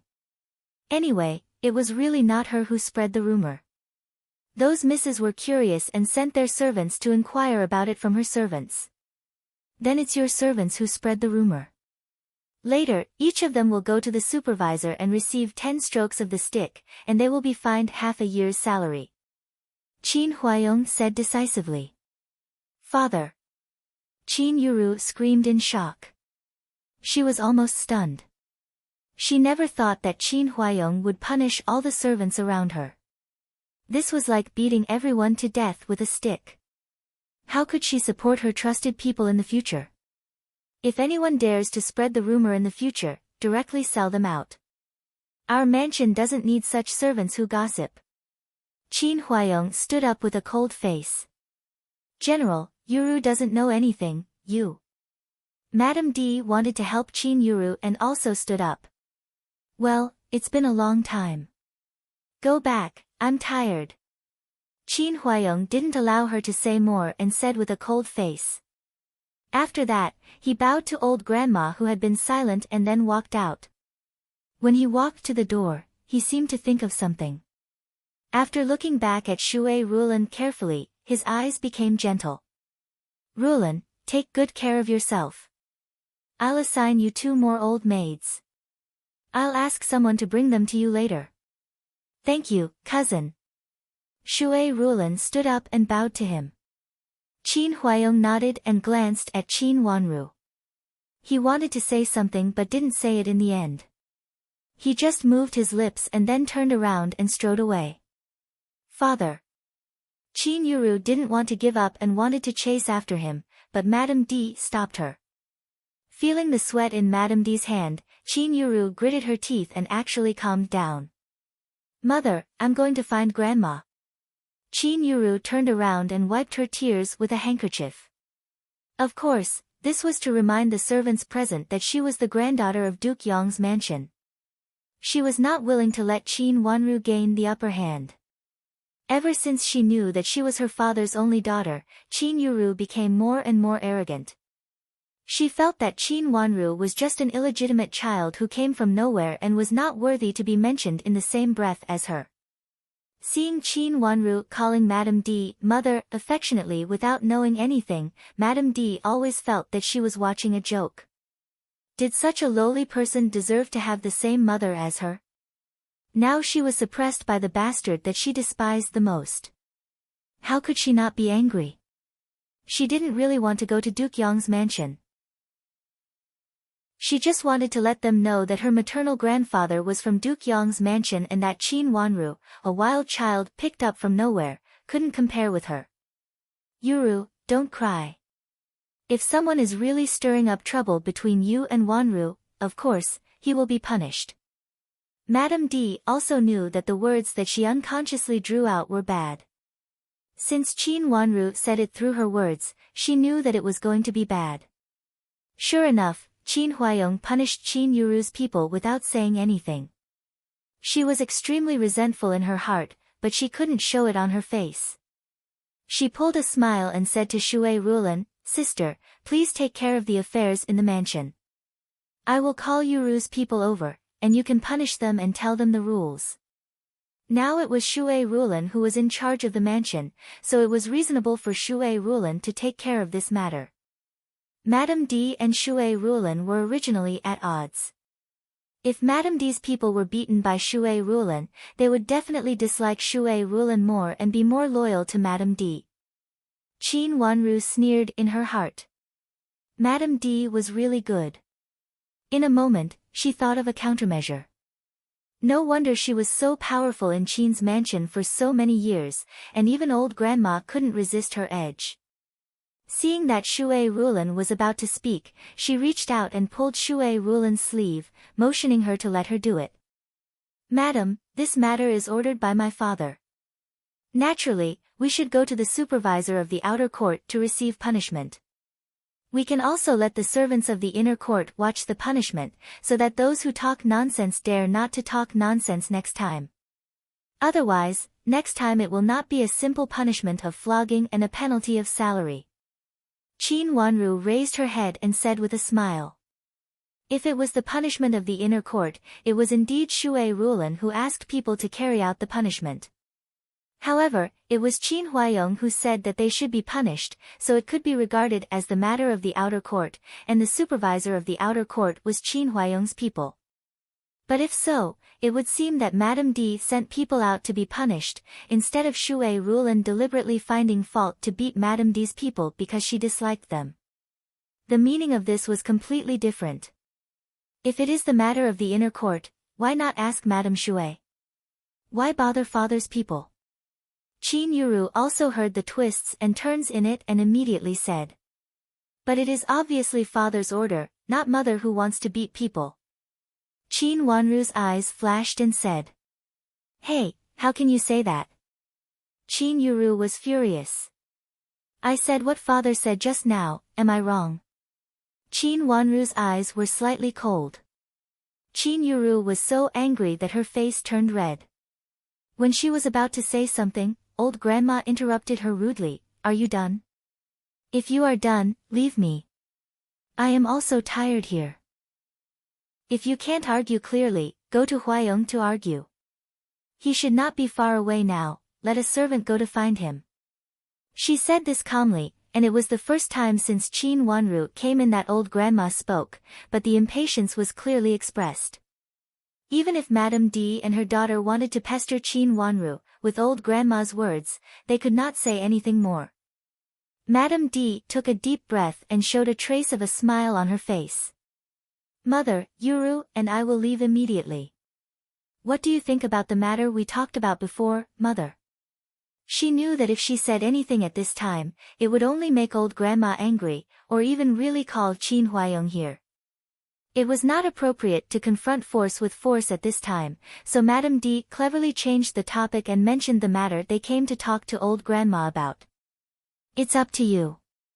Old grandma closed her eyes weakly.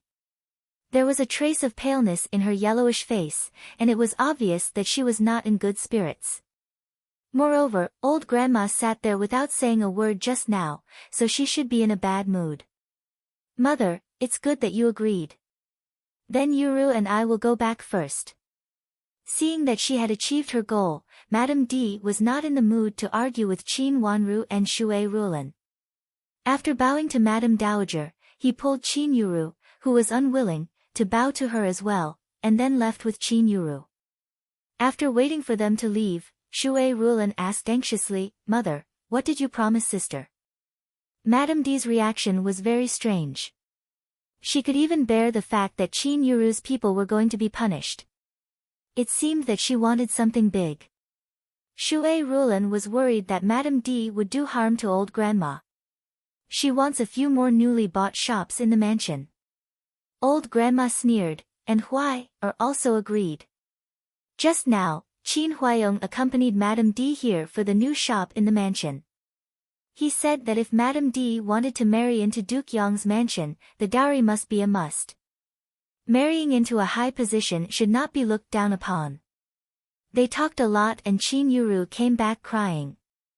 What about Madame's own shops? Qin Wanru keenly sensed what was going on and asked. It is said that Duke Yong's mansion has been in charge of the shops these years when she was not in the capital city. I didn't expect that the manager thought that Madame D was not in the capital city for so many years, so he didn't pay so much attention to the shops, and the shops became less and less. These years, not only did they not make profits, but they even lost money. Old grandma said tiredly. Not only her body, but also her heart. She didn't have some ideas before, but now she did. However, what she saw made her more and more disappointed. Madame D endlessly asked for something, relying on Duke Yong's mansion. Qin Wanru thought of something and asked, Grandma, haven't you returned these shops? Yes, we will return them soon, but we need to sort out the account books first. When the time comes, we will bring the account books to let Madame D and your mother have a look and stamp them. After that, the shops will be our mansion's business. But they have been losing money, so there is not much use for them to stay. Old grandma said. Why do we need my mother to have a look? Qin Wanru asked confusedly. These account books were all things in Madame D's dowry. She could have a look at them herself, but why did she drag Shui Rulan into it? She felt strange when Madame D became so generous. This is your father's idea, and I heard that because of the loss, we still owe Duke Yong's mansion a lot of money. When we figure it out, we still have to return the money that Duke Yong's mansion supplemented for us. The more old grandma thought about it, the angrier she became. She also had a dowry, and she had a lot of dowry in those years. She really didn't believe Madame D's words. It was okay that the dowry shop suffered a loss, but how could there be such a thing as subsidizing the loss? If it was really so bad, Qin Wanru could write to Madame D and let her deal with it. There was no need to continue to block money. Duke Yong's mansion was so rich that they were willing to subsidize the loss of the shop of a married daughter. Moreover, this was done without the other party's knowledge. Duke Yong's mansion really treated them as fools. But even if they knew something was wrong, they had no evidence, so they could only let Duke Yong's mansion extort them. The money in the outer court's account was used to buy new shops and some gifts from Qin Huayong when he was in the capital city. Old grandma was rich in the inner court, so she wanted the inner court to pay the account. Now it was Shui Rulan who was in charge, so the inner court's account had to be checked by Shui Rulan. There were many twists and turns in it, and old grandma thought that Qin Wanru couldn't understand it. At this time, she was so angry that she couldn't help saying it. Grandma, can I accompany my mother to check the account at that time? My mother can't afford to work hard now. Qin Wanru smiled slightly and took the job. Unexpectedly, there was such a thing, which saved her a lot of trouble. She had long felt that there was something wrong with Madame D's dowry, and she wanted to knock a brick to attract jade. Now the brick was sent to her, how could she refuse it? Madame D was so generous, probably because she thought it was a useless brick. Old grandma also thought that Qin Wanru's concerns were reasonable, and nodded repeatedly. Okay, you can accompany your mother at that time. Her little granddaughter was getting smarter and smarter. Old grandma thought that it would be better for her to fight against the cunning and greedy Madame D. Chapter 155. The first account. Madame Dowager couldn't remember what Qin Wanru was talking about and asked. Mother, Wanru should be talking about the gift list when my sister got married, right? Shui Rulan responded quickly and immediately understood and explained. Of course.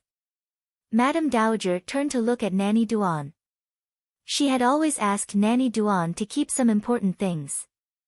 When a woman married into her husband's family, there would be a gift list sent to her husband's family. When her husband's family received the dowry, they would count it and put it into the account. Madame Dowager, there is a list. I have been keeping it for you. Nanny Duan thought carefully and said.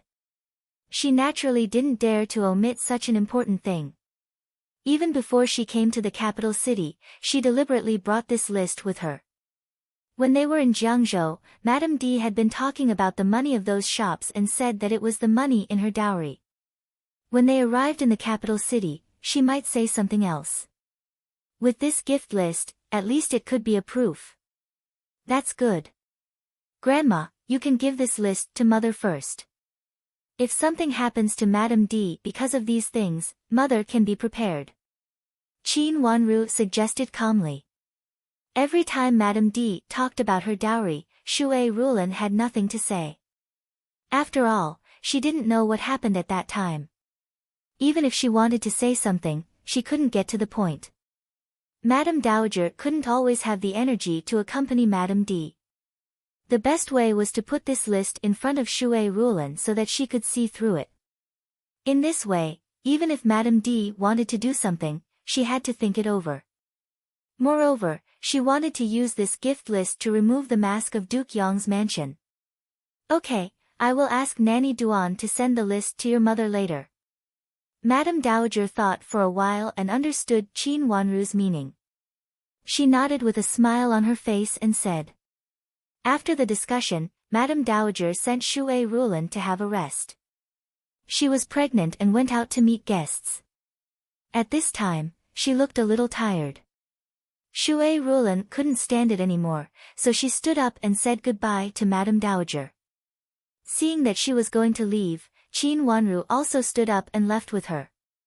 Grandma didn't look well just now. It was obvious that Madame D had been making trouble here for a while. Grandma was old and in poor health. She couldn't stand Madame D's repeated pestering. She should focus on recuperating. Mother, why is father so partial? I am his daughter, but he doesn't help me, but he helps that bastard. Why? In Qin Yuru's room, Qin Yuru's face was full of anger. Her beautiful face was twisted with hatred. She grabbed the teacup in her hand and smashed it on the ground. Thinking back to the scene in the old madame's room, he could not suppress the hatred in his heart. Why could a bastard go to Rui and great elder princess's mansion, while she, the first miss of the Qin family, could only sneak into Duke Yong's mansion? Later, because of Di Fenglan and Qin Wanru, she had to come back. Why didn't Di Fenglan come back? Qin is better. The hatred in his heart was almost overwhelming. His eyes were already red. He casually picked up another teacup and smashed it fiercely. At this moment, she not only hated Qin Wanru, but also Di Fenglan. If it weren't for Di Fenglan's interference, she would not have been sent back in a hurry without any explanation. Yuru, your father just thinks that Qin Wanru is favored by Rui and great elder princess. It's good for him, so he punished you. He doesn't know who is his daughter. How could he treat a girl he picked up as a treasure? Madame D snorted. When she said those words, she knew she was going to ruin things. Mother, I don't want to accept it. Why can she be liked by Rui and great elder princess? I don't know what she said. Rui and great elder princess likes her. Qin Yuru gnashed her teeth and said. She was jealous that Rui and great elder princess liked Qin Wanru. But she hated that Rui and great elder princess didn't like her. She was better than Qin Wanru. Rui and great elder princess must be blind. Of course, she didn't dare to say it. But even if she didn't dare to say it, the jealousy in her eyes had already explained everything. She had always been the noblest one in the mansion. How could she be worse than Qin Wanru? What did your grandmother say? Madame D calmed down at this time and asked with her eyes flashing. Although she didn't say clearly what it was, Qin Yuru immediately understood. Her resentment disappeared and her face darkened. Grandma said to wait a little longer. Wait? Wait until when? Do you still want to climb up the social ladder? Didn't you say that it didn't work out? She doesn't like Di Yen. Madame D patted the table with her hand, and her voice was tinged with a bit of cold anger. If it wasn't for her own family, she wouldn't be willing to let others choose her daughter, even if this mansion was her maiden family. She knew that Countess Yong wanted to choose a more suitable daughter-in-law with a higher status in private, but she always thought that her daughter was the best.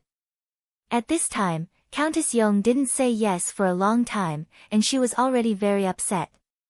If her daughter really chose Duke Yong's mansion, Madame D thought that what happened today would never happen. Qin Huayong wouldn't treat her and her daughter like this. It seemed that she had to go back to Duke Yong's mansion again. Yuru, don't worry. I'll go there again and settle the marriage between you and Di Yen. Madame D said. She looked calm, but she was very anxious in her heart. It's up to you, Mother. Mother, I let this bastard show off today. If anything bad happens in Jiangzhou, people will definitely guess that it's me. What should I do then? Although Qin Yuru was also worried about her marriage, she felt very confident in her heart. After all, her cousin had repeatedly told her that he would marry her and had made a solemn pledge of love to her. The only thing left was her aunt's obstruction. However, her cousin also said that no matter how her aunt tried to obstruct him, he would marry her. He just asked her to wait for a while.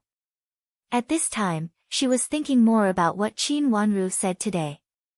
Qin Wanru exposed the lie that she deliberately spread and even made many young madams look at her with strange expressions. Of course, she knew that they were all suspicious of her. She felt very sullen and angry. It seemed that the good situation was destroyed by Qin Wanru's words again. It won't happen. Jiangzhou is so far away. Who would notice you? Moreover, even if some news spread here, it would have already been spread by God knows what. One false news, another false news. At that time, everyone will just treat it as a joke. What's more, it may all be spread to Qin Wanru. When I left Jiangzhou, I specially asked someone to spread the news about Qin Wanru. Madame D sneered. Really, Mother? Qin Yuru looked surprised. Of course. Yuru, just wait and see. Not to mention that this news won't spread to the capital, even if it does, it may not have anything to do with you. Madame D comforted her. Qin Yuru was satisfied. She nodded and said proudly, Mother, when Qi Tianyu comes, I'll go to see him. I don't believe that he won't listen to me. Qi Tianyu was the most important one among the rumors. As long as he didn't change his words, she would have something to explain. Even if there were some scattered rumors, it would not be a problem. Of course, she had never thought that Qi Tianyu was a problem. Yuru is the smartest. Madame D said with satisfaction. After the discussion, Madame D walked out of Qin Yuru's room. After a few steps, she said to Nanny Zhou beside her, What do you think sister-in-law means? She had less confidence in Countess Yong than Qin Yuru. Madam, I think Countess Yong must have another candidate. Otherwise, she wouldn't keep pushing it. Nanny Zhou thought for a while and said. She had worked in Duke Yong's mansion for a few years, so she was familiar with Countess Yong. Humph, she doesn't like Yuru. If it's not Yuru. Madame D sneered with a gloomy face. She stopped and asked, Haven't you found the seal? Madam, I haven't found it. I don't know if it was accidentally lost when I went to the capital to look for it. Nanny Zhou knew what she was asking and answered in a low voice. I need it now. Madame D shook her hand and then slowly let go. I always feel that this seal is not simple. Maybe we can use it. I know what you mean, madam. Nanny Zhou's face was slightly pale. But I don't know if it's true. No matter whether it's true or not, we have to try. Maybe it's true. If it's true, sister-in-law will be eager to marry our Yuru. Madame D sneered. If the Qin's mansion had not been weak, she would not have married herself to Di Yan. Di Yan did not seem to have a promising future. Anyway, she had to try. If she succeeded, Yuru's status would be greatly improved and she would be one of the few noble ladies in the capital. Is old grandma's cup really missing? Nanny Zhou asked cautiously and deliberately looked around. The maids and old maids behind her knew that she was Madame D's confidante. Since they were so close to each other, they must have something to say to her confidante, so they all tactfully retreated 10 steps away. She said it was left in Jingxin Temple. I don't believe that the old lady would give such an important thing away. Madame D sneered. Then what should we do? Nanny Zhou didn't believe it either. But old grandma said so and they couldn't search old grandma's room. Let's check here slowly. Send a letter to Madame Li of the magistrate and ask her to find a reason to confiscate Jingxin Monastery. I don't believe that we can't find it after searching the entire Jingxin Monastery. Promise Madame Li to help Qi Rongji find a good marriage. Madame D's face showed a trace of gloominess. Then she changed the topic. Have the people sent by sister-in-law arrived? Yes. I have checked and they are all loyal to Madame. You can use them without worry. Was she going to wash Jingxin Monastery in blood for a glass cup? Nanny Zhou was also shocked. But looking at Madame D's face, she knew that she had made up her mind. So she didn't dare to say anything more. She just followed her intention and answered carefully.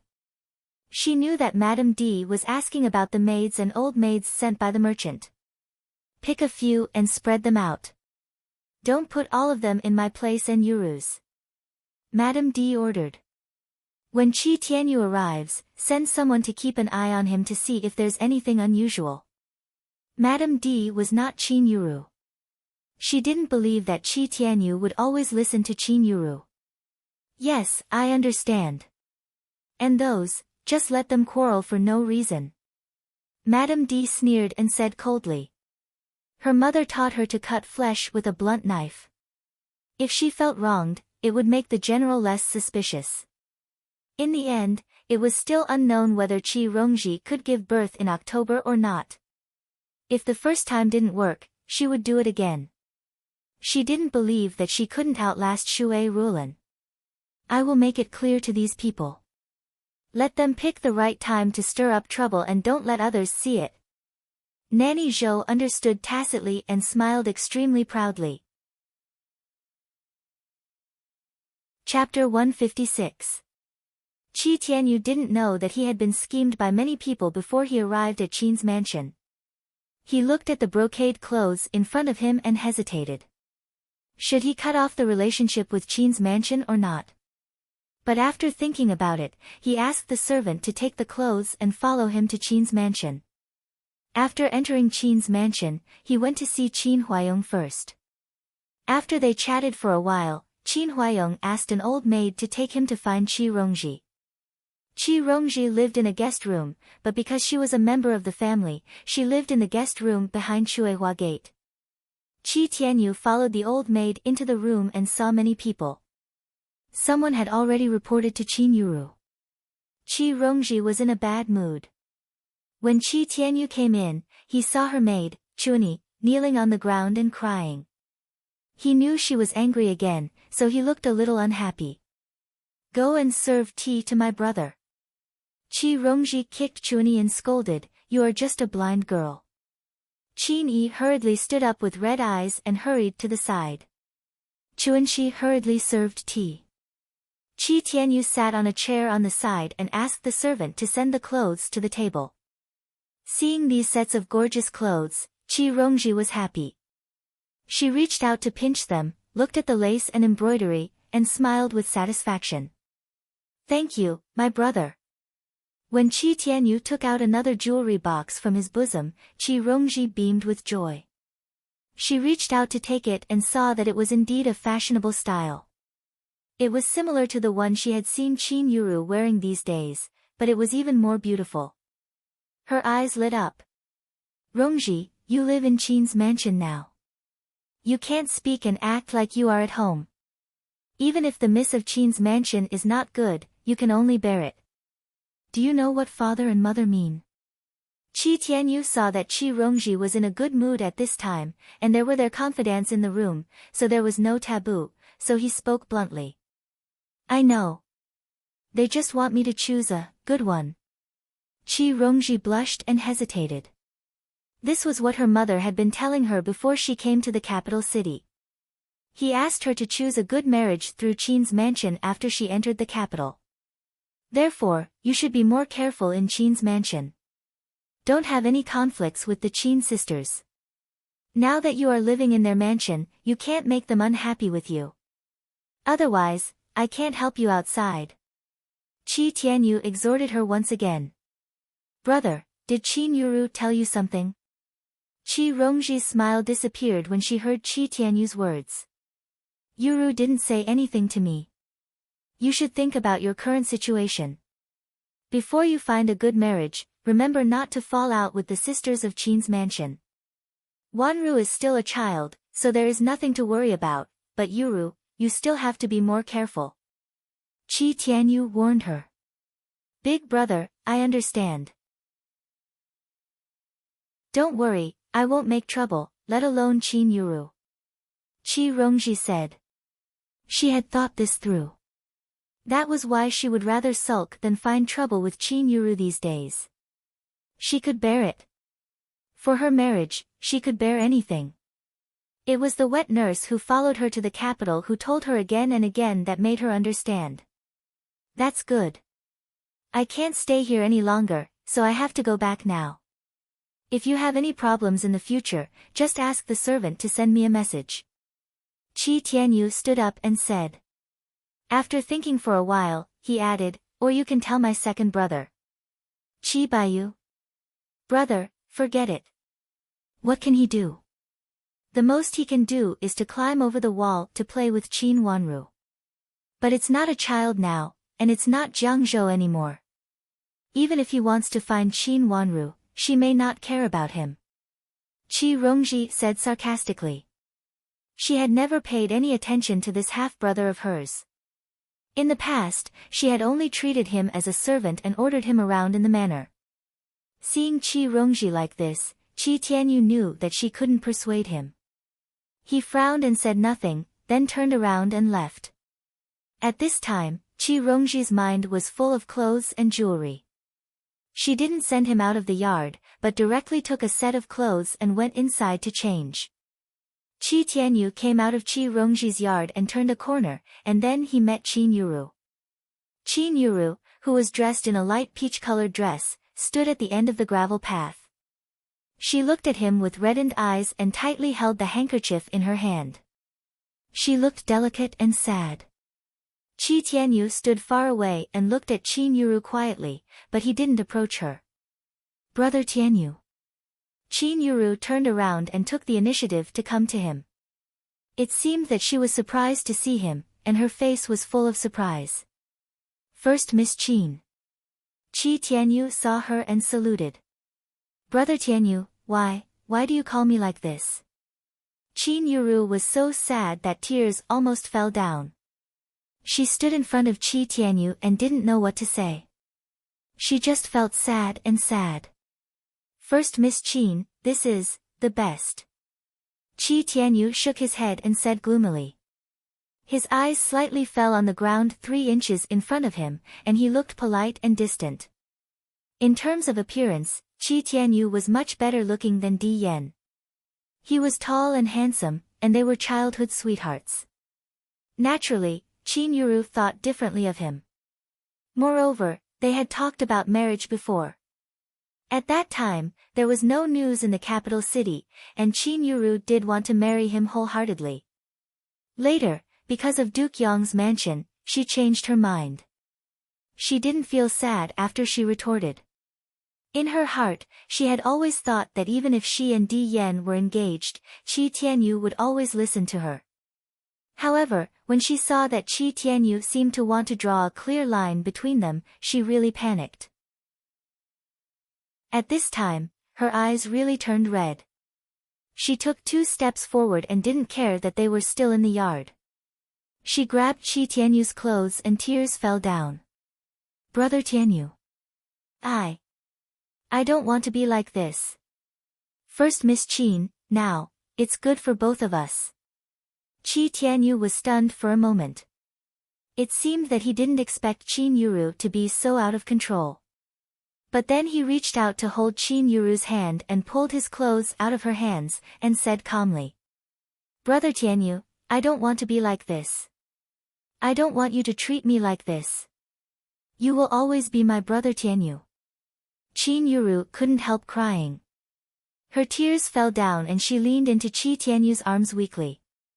If she didn't hold Qi Tianyu, she was afraid that she would not be able to control herself and would fall to the ground. She only felt sad. How could Brother Tianyu treat her like this? How could he be so distant with her? It was impossible to pull her away in this way. Qi Tianyu looked around and took Qin Yuru to hide behind the rockery on the side. Although they were standing in a place not on the main road, it would not be good if they were seen by others.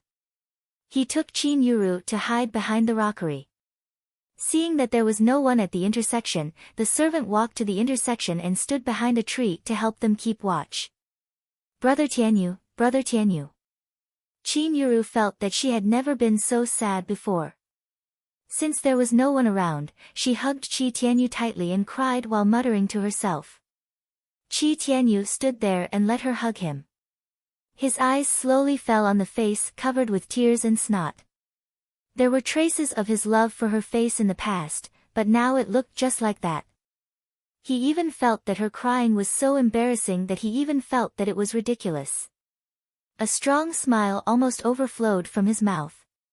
He tightly pursed his lips and suppressed the smile in his heart. Well, don't cry. This is something that can't be helped. He sighed softly and slowly put one hand on Qin Yuru's shoulder. He gently patted her and comforted her. Brother Tianyu, I don't want to marry anyone else. I only want to marry you. I want to marry you. Feeling Qi Tianyu's gentleness, Qin Yuru became more and more sad. For a moment, she really felt that Qi Tianyu was a good person.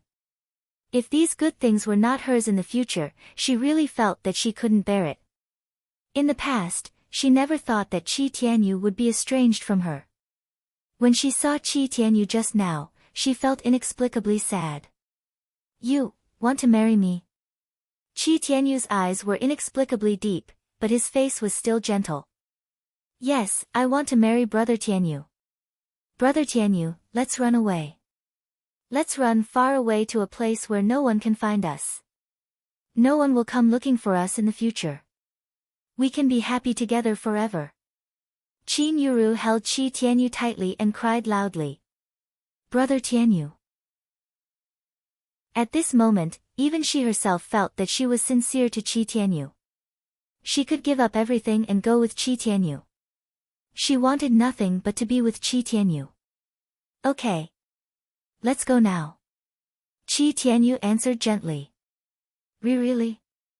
The next moment, Qin Yuru's sobs became low. Although her head was still buried in Qi Tianyu's arms, her body involuntarily tightened. She hesitated for a moment and said, Brother Tianyu, where are we going? I don't know anything. Will I be a burden to you? No, as long as it's you. Qi Tianyu smiled. His smile was a little strange, but Qin Yuru lowered her head and buried her face in Qi Tianyu's arms. She did not see it. Will my father come after us? And Brother Tianyu, are you really going to give up your imperial examination? Will I be a burden to you? Qin Yuru raised her head carefully. Then, what should we do? Qi Tianyu asked. I don't know. I only know that I want to be with Brother Tianyu. I don't want to be estranged from you. I don't want to leave you, but I don't want to be a burden to you. Brother Tianyu, what should we do? What should we do? Qin Yuru became more and more sad. She only felt that she was the first lover since the beginning of time. Even she herself believed what she had said. The pain in her eyes was also real. Then, let's talk about it later. After I finish high school, if you are not engaged, I will definitely come to ask for your hand again. Qi Tianyu said slowly in a gentle voice, just like the vow they made in Jiangzhou. Chapter 157. Of course I'm willing. But if you are already engaged, we are not meant to be. Qi Tianyu sighed. His eyes became softer and softer. His eyes were filled with pain and struggle, but they were full of affection and reluctance. Then I'll wait for Brother Tianyu to marry me. Qin Yuru smiled with tears in her eyes. She felt relieved when she saw the pain and struggle in Qi Tianyu's eyes. She promised, I'll be a lady from an aristocratic family with a good reputation in the future. I'll wait for Brother Tianyu to marry me on the day when you graduate. A good reputation was the most important thing. Since she wanted a good reputation, Qi Tianyu should not spread any bad news about her. Okay. Qi Tianyu nodded and his eyes became softer. He reached out and patted her shoulder. Call me Master Qi in front of others. I'll also call you Miss Qin. Okay, I'll listen to Brother Tianyu. Qin Yuru nodded and said. Then I'll go first. Qi Tianyu slowly pushed Qin Yuru away and said. Brother Tianyu, if you have time, you can come and see me more often. Qin Yuru said affectionately. Okay. Brother Tianyu, you go first. I want to watch you leave. Qin Yuru said coquettishly. You go first. Otherwise, I can't leave. Qi Tianyu said with some difficulty. I'll listen to Brother Tianyu. Qin Yuru shyly bit her lips and wiped her tears with a handkerchief. She turned around and walked out of the rockery. Then she waved the handkerchief in her hand at Qi Tianyu, who was behind the rockery, and turned around reluctantly. After she left, Qi Tianyu tidied up his robe and walked out calmly. He looked at Qin Yuru's back, who was almost out of sight, and his thin lips curled up. Seeing him coming out, the servant hurriedly followed behind him and walked out together. Soon, the two of them disappeared from sight. Qin Wanru was lying on an attic at the intersection and saw the scene clearly. A trace of deep thought and doubt flashed in her eyes. In her previous life, Qi Tianyu had always been Qin Yuru's capable helper and spared no effort in framing her. Qin Wanru had never understood why a smart person like Qi Tianyu would be so stubborn as to not realize that Qin Yuru was using him and had always treated him as a spare tire. Was Qin Yuru really so useful to him that he could ignore the fact that Qin Yuru was engaged and married? But now that he saw this scene, he felt as if there was something he hadn't thought of in his previous life. She frowned slightly and looked at the fake mountain where the two of them had a private meeting. She could not hear what the two of them were saying because they were too far away, but she could see their expressions and actions clearly. Qin Yuru was indeed good at acting. Perhaps even she herself believed that she was a woman who valued affection and righteousness. The emotional crying and complaining just now seemed very natural. However, Qi Tianyu made her feel very strange, especially the scene where he walked away calmly at the end. It seemed that something had scratched her fixed thoughts in the past. After such a sad separation with his sweetheart, he could still be so calm and even patted her sleeve in disgust behind the fake mountain. It made people feel that the affectionate and gentle man who was entangled with Qin Yuru just now was not him. But that man was him. Was there anything that she didn't know? Or did she forget something in her previous life? Miss, I think it was the first young master of the Qi family who abandoned first Miss. Yu Jie was also lying beside her. She couldn't help but ask in confusion, did I hear it wrong? Didn't people in Jiangzhou say that first Miss Qin wanted to climb the social ladder in the capital city, so she broke off the engagement of first Princess Qi and wanted to take the blame for second Miss? Something seemed to flash in her mind. Qin Wanru stared at the fake mountain just now and thought of a past that she didn't care about. Those seemingly true and false past happened after she married into the deputy prime minister's mansion and accompanied Wen Shiqi in his last days. Wen Shiqi occasionally talked with her when he was sober. It was said that Qi Tianyu was originally the second class, but he became the third class in the palace examination. Later, Duke Yong strongly recommended him so that he could become the third class in the first class and become the third man of this year. Qi Tianyu had no friendship with Duke Yong's mansion. The only interaction he had was with Qin Yuru. She suddenly figured out some things that she couldn't figure out. As the abandoned party, Qi Tianyu would naturally make Qin Yuru feel guilty. If he was still deeply in love with her, he could increase the bargaining chip. Qin Yuru wanted Qi Tianyu to be a spare tire and Qi Tianyu wanted Qin Yuru to help him with his plans. These two people were really a match made in heaven. "Miss, look, there is someone here." Yujie was still leaning on the window. At this time, she suddenly pointed to a person below and said. Qin Wanru looked in the direction of Yujie's hand and saw a sneaky old maid coming out from behind a tree near the rockery. She looked around and then sneaked out.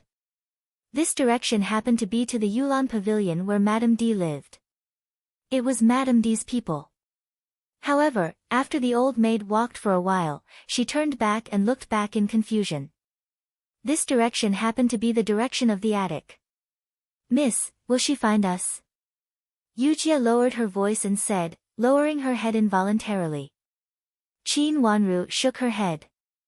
There was a partition here, and the curtain of the partition was hung down, leaving only the bottom part slightly lifted. The two of them looked down from here, and it was impossible to find anything from the outside. "No, miss, she is coming over." Yujie's face changed slightly and said. This old maid was actually very careful. She thought that from the special position of the attic, she might find the scene just now and wanted to see if there was anyone in the attic. "Don't worry." Qin Wanru smiled slightly and said, "Qin Yu is down there." She had already guessed that Madame D would send someone to keep an eye on Qin Yuru, for fear that Qin Yuru and Qi Tianyu would fall out. That's good, that's good." Yujie's expression immediately relaxed and she admired Qin Wanru more. It turned out that second miss had already thought of this. As expected, the old maid didn't walk far and saw Qin Yu coming from afar. Qin Yu stopped when she saw the old maid and her face turned cold. "Stop! Where are you from? How can you be so unruly?" Qin Yu scolded coldly. As a senior in the mansion, she didn't know this old maid in front of her. "Miss, I am new here." The old maid was smart. Seeing that Qin Yu stopped her, she knew that she must be a principal servant in the mansion. She immediately stopped and said with a smile, but she didn't mention where she was from. "What are you doing here sneaking around?" Qin Yu looked up and down at the old maid and deliberately said arrogantly. She hid far away before to prevent others from finding Miss in the attic.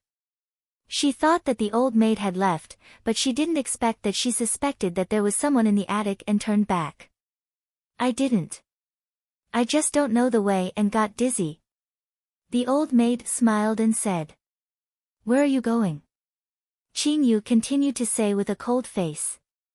I want to go to the kitchen." The old maid answered hurriedly.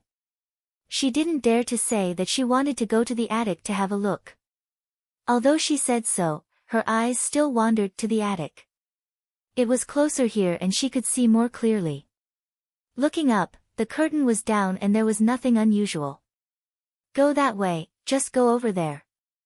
Qin Yu reached out and pointed in a direction unhappily.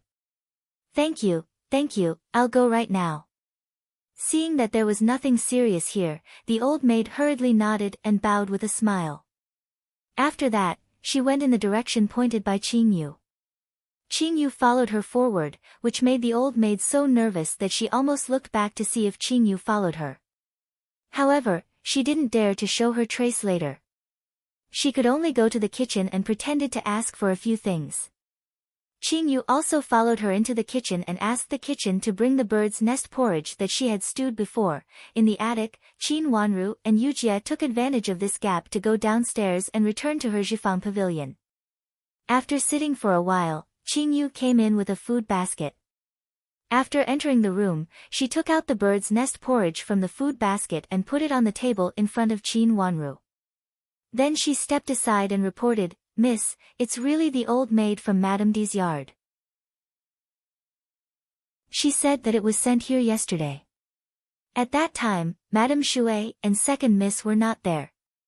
She also said that last time you chose, and this time it was Madame D and first miss who chose. Since first miss was not there, all the candidates were chosen by Madame D alone.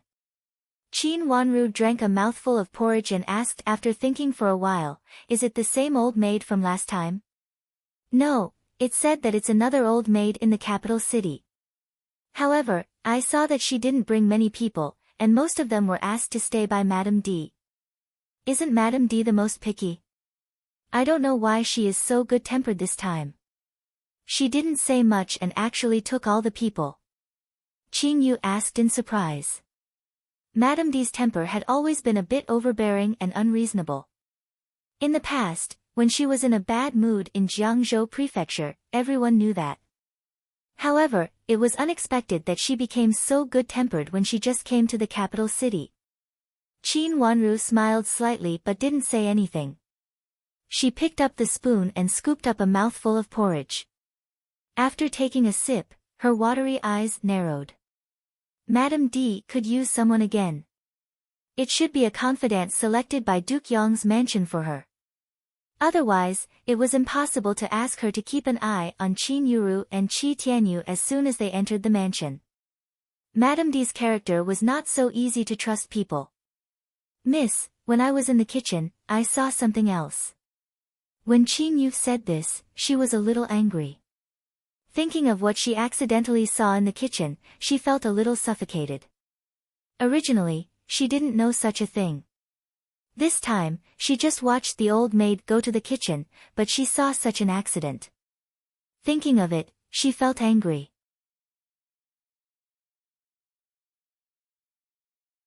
Chapter 158. "Miss, do you still remember where you got the bird's nest?" Qing Yu asked. "My mother's bird's nest was newly purchased by the mansion. It was said that it was for Aunt Shui to nourish her body. So Aunt Shui specially asked the servants to prepare an extra portion for me when they cooked the porridge." Qin Wanru said in surprise, not understanding why Qing Yu asked this. "Yes, not only one, but 4 in total," Qing Yu said angrily. Thinking of the 4 bowls of porridge she saw in the kitchen just now, she suddenly became angry. It's obviously Madame Shui's healthy bird's nest porridge, and it's paid by Madame Dowager especially for Madame Shui to nourish her body. How can one person get one? Did you ask? Qin Wanru's long eyelashes fluttered and she asked. "I did. I asked whose it was." The supervisor of the kitchen said it was Madame D and First Mrs. Why did they all use Madame Shui's bird's nest? It was old grandma's private money. Even Madame Shui privately agreed to give it to you. She even said that she didn't like bird's nest but liked bird's nest porridge, so she could have more. The more Qing Yu thought about it, the angrier she became. When she thought of the old maid picking up the bird's nest, she almost exploded with anger. "Qing Yu, were you very angry at that time?" Qin Wanru blinked and suddenly smiled. "Of course I was angry. Madame Shui deliberately saved it for you. Why did they take advantage of it?" Qing Yu was not convinced and said. "What if they didn't take advantage of it?" Qin Wanru smiled, and her eyes were as clear as autumn water. "What do you mean by not taking advantage of it?" Qing Yu didn't understand. But Yujia understood. Could it be that Madame D and First Miss also bought it by themselves and then asked the kitchen to cook it together? This possibility made Qing Yu's eyes suddenly widen, and she couldn't believe it. Madame D would buy it by herself? Everything is possible. Why is it impossible for her? Seeing Qing Yu's look, Qin Wanru smiled and slightly raised the corner of her mouth. It was impossible in the past, but it doesn't mean it is impossible now. Qin Yu was shocked. She bit her lips and felt uneasy. Miss, I almost got angry just now and wanted to knock them over on purpose. Fortunately, you didn't, or someone deliberately provoked you. Qin Wanru smiled and reminded her. This reminded Qin Yu of what happened in the kitchen just now. She suddenly frowned and said hesitantly, Miss, I really think so. That old maid also took the bird's nest porridge. When she took it, she looked at me with a smile, as if she was very proud of it. Later, she took out a pouch and gave it to the old maid in the kitchen. Although she said that she did it secretly to avoid people, I did see it. Qin Wanru was just guessing at first, but now her eyes became serious. Who took the bird's nest porridge first? Qin Wanru's smile deepened. It was me. I saw that the old maid seemed to want to go up to the attic, so I stopped her. She said that she wanted to go to the kitchen and got lost. I thought that the bird's nest porridge might be ready, so I followed her to the kitchen, in case she slipped back halfway and found that Miss was upstairs. Before she went to the kitchen, she didn't know who I was. Qin Yu thought about what she had seen on the way and felt suspicious. At first, the old maid just peeped at her secretly and asked for some ordinary snacks. However, when she asked for the bird's nest porridge, the old maid smiled more complacently and asked for the bird's nest porridge too. Qin Yu didn't expect that the old maid would ask for bird's nest porridge. Just when she said so, she noticed that there were 4 identical bowls of bird's nest porridge. Later, she also saw the pouch that the old maid gave to the supervisor. So she thought that Madame D gave the supervisor of the kitchen some benefits, so the supervisor of the kitchen changed the original 2 bowls to 4 bowls. Thinking of this, Qin Yu almost couldn't bear it at that time. If she didn't worry that Qin Wanru was still in the attic, she might expose her Mrs. identity if she made trouble here, she would not bear it at that time. Now thinking of it, it was so dangerous. It was obvious that the old maid deliberately pushed the boat with the current after knowing her identity. What a cunning old maid. After telling the whole thing to Qin Wanru, Qin Yu had understood it all at this time. She said anxiously, Miss, what should we do now? When I left just now, the old maid didn't leave, but I met Qianghua on the way. Qianghua must go to take the bird's nest porridge for Madame Shui. Where did you meet her? The smile on Qin Wanru's face faded, and her eyes became cold. She put the spoon in the bowl and took out a handkerchief to wipe her mouth gently. She should be in the kitchen now. Qin Yu's face turned pale. Should I go to find her now? It's too late. Qin Wanru said softly, and a trace of deepness flashed in her eyes. Madame D really didn't let people calm down. She also wanted to kill the baby in her mother's belly. After the first plan failed, she came up with a second plan. But it should not be the last plan to kill the baby. She was testing, what should we do? If Qianghua thinks like me and smashes the bird's nest porridge of Madame D and First Miss, Madame Shui will definitely be reprimanded. Qin Yu was so anxious that she almost beat them up. If Qianghua thought like her, she would definitely beat them up. No matter she irritated Qin Yu or the people around Madame Shui, at least Madame D and First Miss were innocent. If they really paid for the bird's nest porridge by themselves, Madame Shui would not be able to explain it. Even if Madame Shui was pregnant, she would also be punished this time. Madame Shui was pregnant. If she was really punished and something bad happened to her, it would be troublesome. Miss, what should we do? What should we do? Qin Yu was as anxious as an ant on a hot pan. She could only keep looking at Qin Wanru, trying to find a solution from Qin Wanru. Miss, I run faster. Let me go. Maybe Qiongji is calmer and hasn't done it yet. Yu Jie was also anxious. It's too late. Qin Wanru said again, and then slowly analyzed, the old maid arrived earlier than you, but she didn't leave after giving the purse. It is obvious that she is waiting for Cheonghua. Moreover, this old maid is very cunning. She knows what Cheonghua doesn't like to hear, so she is likely to provoke Cheonghua on purpose. If others don't hear it and only see the final result, it must be Cheonghua who is wrong. Then what should we do now? Qin Yu was dumbfounded, and cold sweat appeared on her forehead. Everyone knew that Cheonghua was the henchman of Madame Shui, so Cheonghua's business was basically Madame Shui's business.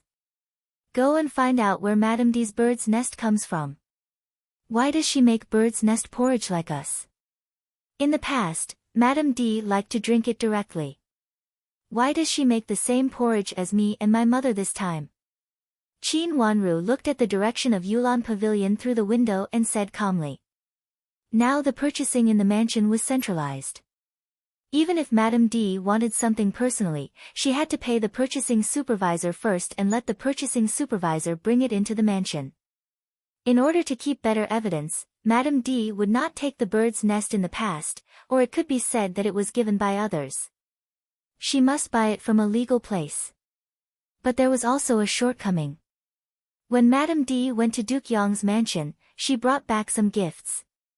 It was said that there was bird's nest among them. At that time, when Madame D showed the gifts from Duke Yong's mansion to Madame Dowager, she was quite arrogant. At that time, Qin Yuru glanced at it.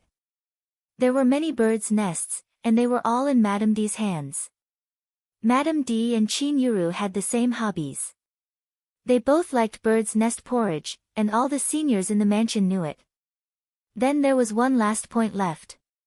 Why were the 4 bowls placed in the same way? How could others recognize which one belonged to Madame D and her daughter, and which one belonged to her mother and herself? I'm going to find the purchasing supervisor. After listening to Qin Wanru's analysis, Qin Yu said and turned to run out. To find the purchasing supervisor from the outer court. Qin Wanru added. Qin Yu still wanted to ask something, but it was too late.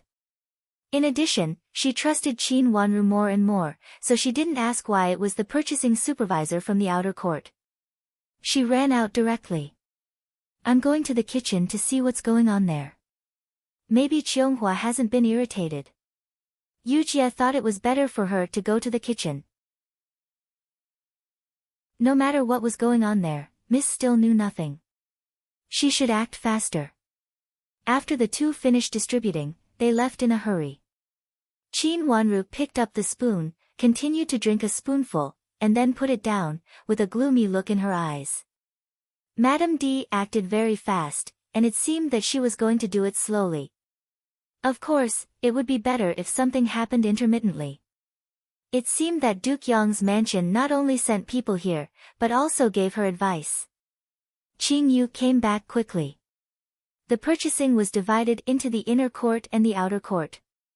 The purchasing of the inner court was managed by Shui Rulan, but the purchasing of the outer court was managed by Qin Huayong himself. Qin Yu went directly to the purchasing supervisor from the outer court. Coincidentally, he was also there. Hearing that she was asking about the bird's nest, he picked up the account book and checked it. Then he told Qin Yu that there was indeed such a thing. It was Madame D's idea. She said that she and First Miss also wanted to eat bird's nest, so she asked him to bring some in when he went out to buy. This kind of thing was not considered a big deal in any mansion. The masters all had their own share, but some masters had to fork out their own money if they wanted to eat or use something else. It was not a public account, so they just had to pay for it themselves. At that time, Qin Yu deliberately asked and Madame D made such a request. The day mentioned by the purchasing supervisor was the night when Shui Rulan found that she was pregnant and old grandma wanted to buy bird's nest for her with her private money. On the same night, not only Shui Rulan and Qin Wanru had the bird's nest porridge, but also Madame D and Qin Yuru had it. One after the other, it was on the same day. Hearing this, Qin Wanru understood it all. It was not a temporary idea. It was made when she found that her mother was pregnant. There was a trace of fierceness in her eyes.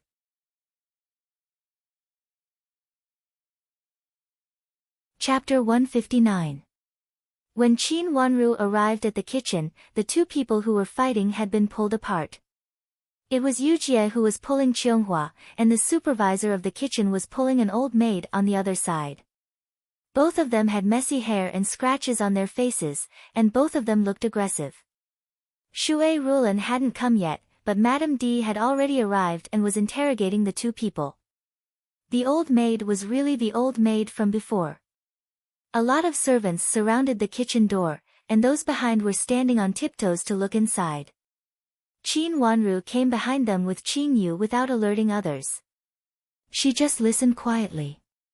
Madame D's voice was not low, and it was obvious that she was very angry. They stood there quietly, and the people in front of them all focused on the kitchen, so no one noticed them. Qianghua, why did you beat people? How could you bully a newcomer just because you are a senior in the mansion?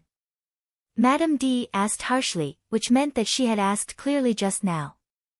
Madame D, it's clear that she provoked me on purpose and spoke ill of my master.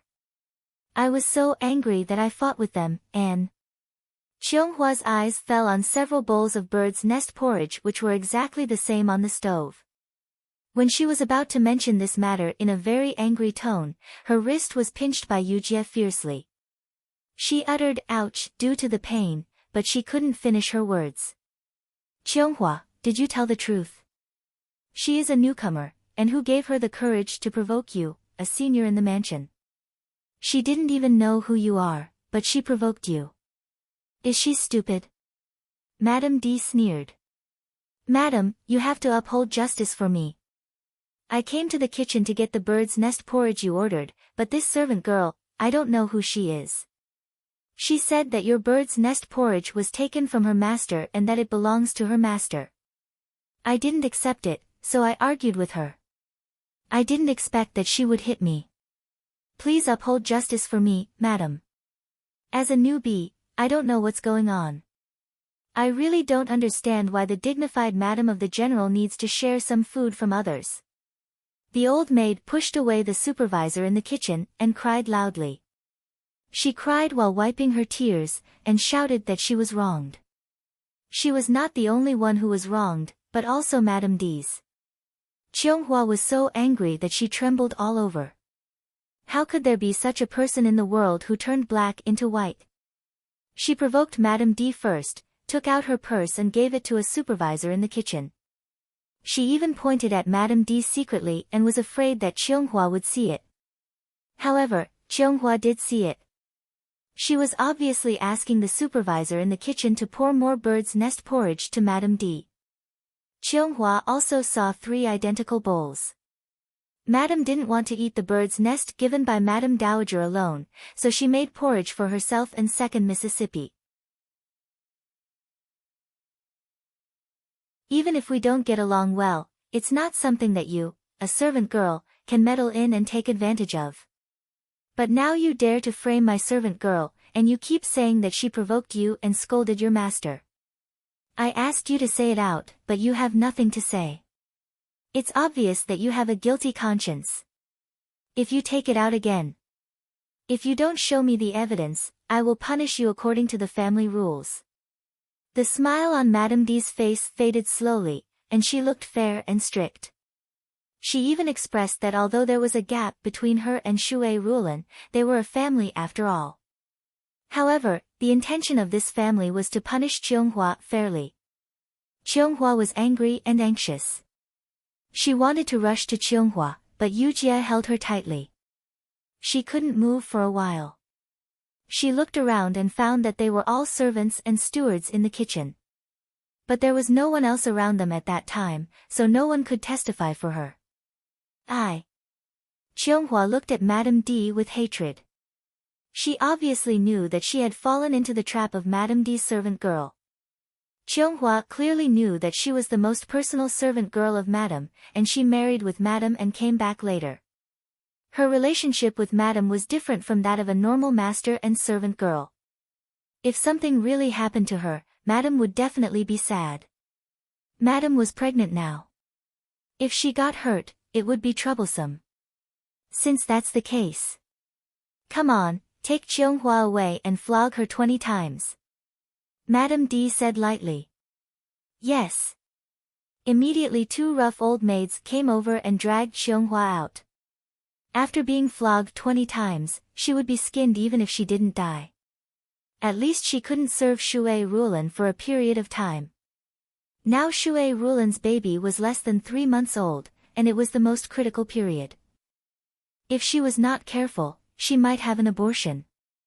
How could Shui Rulan not feel distressed, and the most useful servant girl of Shui Rulan was beaten? But the facts were there. It was useless for Shui Rulan to blame Madame D. Everything was according to the rules, and Xianghua couldn't distinguish it. Wait. Qin Wanru calculated the time and knew that it was almost time to come, so she said. Our second miss is coming. Qin Yu shouted loudly. The crowd immediately separated to 2 sides, and Qin Wanru walked in slowly with Qin Yu. The 2 rough old maids wanted to pretend that they didn't hear it and continued to pull Xianghua. But Yujie came forward and pushed them out fiercely. The 2 old maids were not convinced and wanted to go forward, but Qin Wanru said coldly, if you don't listen to your master, slap your mouth. With Qin Wanru's order, Yujie didn't show any mercy. She came over and pushed the 2 old maids hard. The 2 old maids were pushed back a few steps before they could stand firm. Seeing Qin Wanru's cold eyes fall on them, they were immediately shocked and didn't dare to move. Wanru, you are so young, but you are so imposing. Madame D didn't expect that Qin Wanru would intervene at this time, and her face became more gloomy. In fact, she had calculated the time. Shui Rulan was pregnant and wouldn't come soon. Old grandma was not in good health, so she couldn't come too early. Moreover, the things in the backyard were usually reported to Shui Rulan, not necessarily to old grandma. As for Qin Huayong, even if he came, he couldn't say anything because she followed the rules. She wanted to let Shui Rulan suffer in silence, so that she couldn't say anything and might have a miscarriage out of anger. That would be the best. Madame D didn't expect that Qin Wanru would come so soon. This thing shouldn't be reported to Qin Wanru. Qin Wanru was just a little girl and didn't care about the things in the mansion. But the person she didn't expect the most suddenly came out and jumped out when she was about to succeed. How could Madame D not be angry? But now she didn't dare to look down on Qin Wanru. After mocking her, she said coldly, Xianghua deliberately fought with others and accused others indiscriminately. Now she can't give a reason. If all the servants in the mansion are like this, will there still be rules in the mansion in the future? Don't tell me you can't punish such a servant. She didn't worry about what Xianghua would say. Whether it was about the bird's nest porridge or the old maid, she was in the right.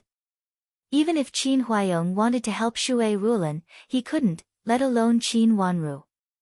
She was just a cheap girl who overestimated herself. Did she really think that she could control everything? Second miss, she was the one who deliberately stirred up trouble. I'm really wronged. I beg second miss to redress my grievances. The old maid was an onlooker and didn't mind making trouble. At this time, seeing Madame D's face, she wanted to flatter Madame D. She cried and rushed to Qin Wanru, as if she really wanted Qin Wanru to help her. Madame D was very satisfied and showed a trace of pride on her face. A little girl dared to fight with an old fox. She would wait to see a good show.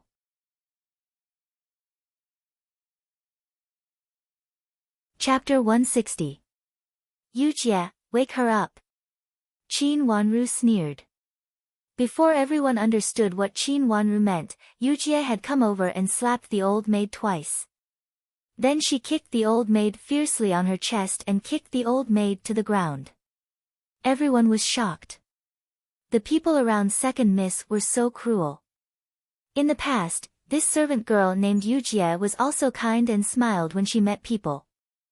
Many onlooking servant girls and old maids could not help but step back and did not dare to get close to Yujie for fear of accidentally provoking her. In the past, they only thought that second miss was the daughter of Madame Shui and Madame Shui was the madam of the head of the family, so they would naturally flatter her. Moreover, now Madame Shui was pregnant. Being respectful to second miss was being respectful to Madame Shui. Everyone in the mansion was not stupid and respected her. Now they found that although second miss was so young, she had a strong momentum. It seemed that she was more powerful than the two madams in the mansion. She stood there and faced Madame D, but she was not weak. Instead, she seemed to be more powerful.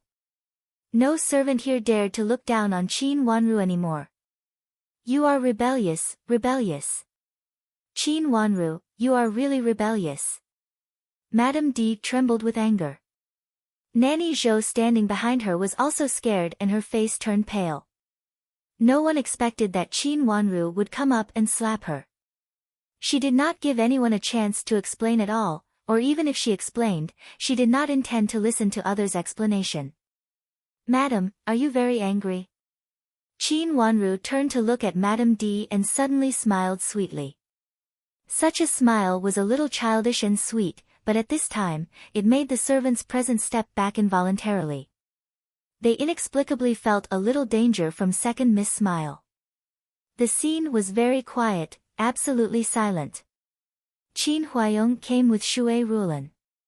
The reason why he came late was that he happened to be at Shui Rulan's place. Shui Rulan was pregnant and walked slowly. Hearing that Xianghua had an accident, Shui Rulan couldn't wait to come over immediately. However, because Qin Huayong was there, he was afraid that something bad would happen to her, so he took her very slowly. Therefore, she arrived at this moment. When Qin Huayong came in and saw the scene in front of him, he frowned and wanted to come in, but his hand was held by Shui Rulan. Looking at Qin Wanru standing in the crowd, Shui Rulan intuitively felt that she should not let Qin Huayong go at this time, so she simply held Qin Huayong's hand and stood outside the crowd. At this time, everyone's attention was focused on the inside, so they did not notice Qin Huayong and Shui Rulan, who came with only a servant girl and a manservant. You! How dare you! Looking at the people around, Madame D gritted her teeth and scolded, no matter how useless this old maid is, she is still my woman. How dare you be so unfilial! Gritting her teeth, Madame D's beautiful face twisted with anger. In front of so many servants, she not only failed to establish her authority, but also allowed a little girl to climb over her head to establish her authority. Qin Wanru, you are so unfilial. Kneel down. She decided not to quarrel with Qin Wanru anymore. This time, she brought people here, and wanted to beat Shui Rulan's servant before Shui Rulan, and beat her with the kind that was difficult to defend herself. It would be better if Shui Rulan was so angry that she fainted. At this time, she could not beat Xianghua, so she vented her anger on Qin Wanru, using the so-called filial piety. Even if she was not Qin Wanru's mother now, as long as she was Qin Huayong's official wife, she would be Qin Wanru's elder, and the so-called filial piety could make her unable to stand up. This dynasty ruled the world with filial piety, and Madame D did not believe that she could not really suppress Qin Wanru, this bitch. Moreover, it was obvious that she was in the right. Madam, why do you ask me to kneel down? Did I do something wrong? Qin Wanru raised her pink little face, and her eyes became indifferent and cold. You beat my servant indiscriminately, shouldn't you kneel down and apologize? Madame D pounded the table and said coldly. Then, Madam, you beat my mother's servant without saying anything. Should you also apologize? Qin Wanru did not yield. She just glanced over the crowd, and had already seen Qin Huayong standing outside the crowd with his hands behind his back. Her eyes were slightly dim, and then a trace of smile flashed in her eyes. It was better that Qin Huayong did not come in, so that he could hear it clearly. Without him, it would be easier for Madame D to speak out her thoughts. Qin Wanru, you are so presumptuous. That servant girl framed others, and you actually helped her, and even contradicted me. Is it because she is Shui Rulan's servant? Madame D gnashed her teeth, and she really could not afford to be humiliated by this little girl again and again. She was also a dignified madam of the mansion, and in her mind, she was the only madam of the Qin's mansion. Now she was actually stumped by such a little girl, how could she not be annoyed? Madam, I didn't hear that Qianghua framed others, but I found that the old maid around Madame D had bad intentions, and deliberately stirred up trouble.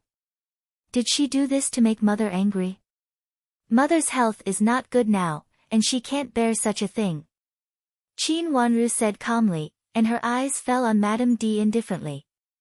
An old maid who has just entered the mansion dared to be so bold to confront the principal servant girl of Madame D. Madam, I actually want to ask who gave her such courage to do this. Qin Wanru did not let Madame D interrupt, and continued to say. Her eyes fell on Madame D more and more intensely, as if she could see through her heart. As soon as she said this, everyone's eyes fell on Madame D and the old maid immediately. This old maid was new, and the people in the kitchen had not seen her before. Moreover, thinking that the old maid teeth had just arrived, she should be one of the new batch. Shouldn't the new batch be careful? Why did this old maid look like a wily old fox? There were many old maids in the kitchen, and many of them were smart. At this time, when they looked at this old maid, they all felt very suspicious, and it did not seem that she had just come in. Qin Huayong reached out to hold Shui Rulan's hand. Shui Rulan's hand was very cold. Just now, she was anxious and sweating, but she could not walk fast.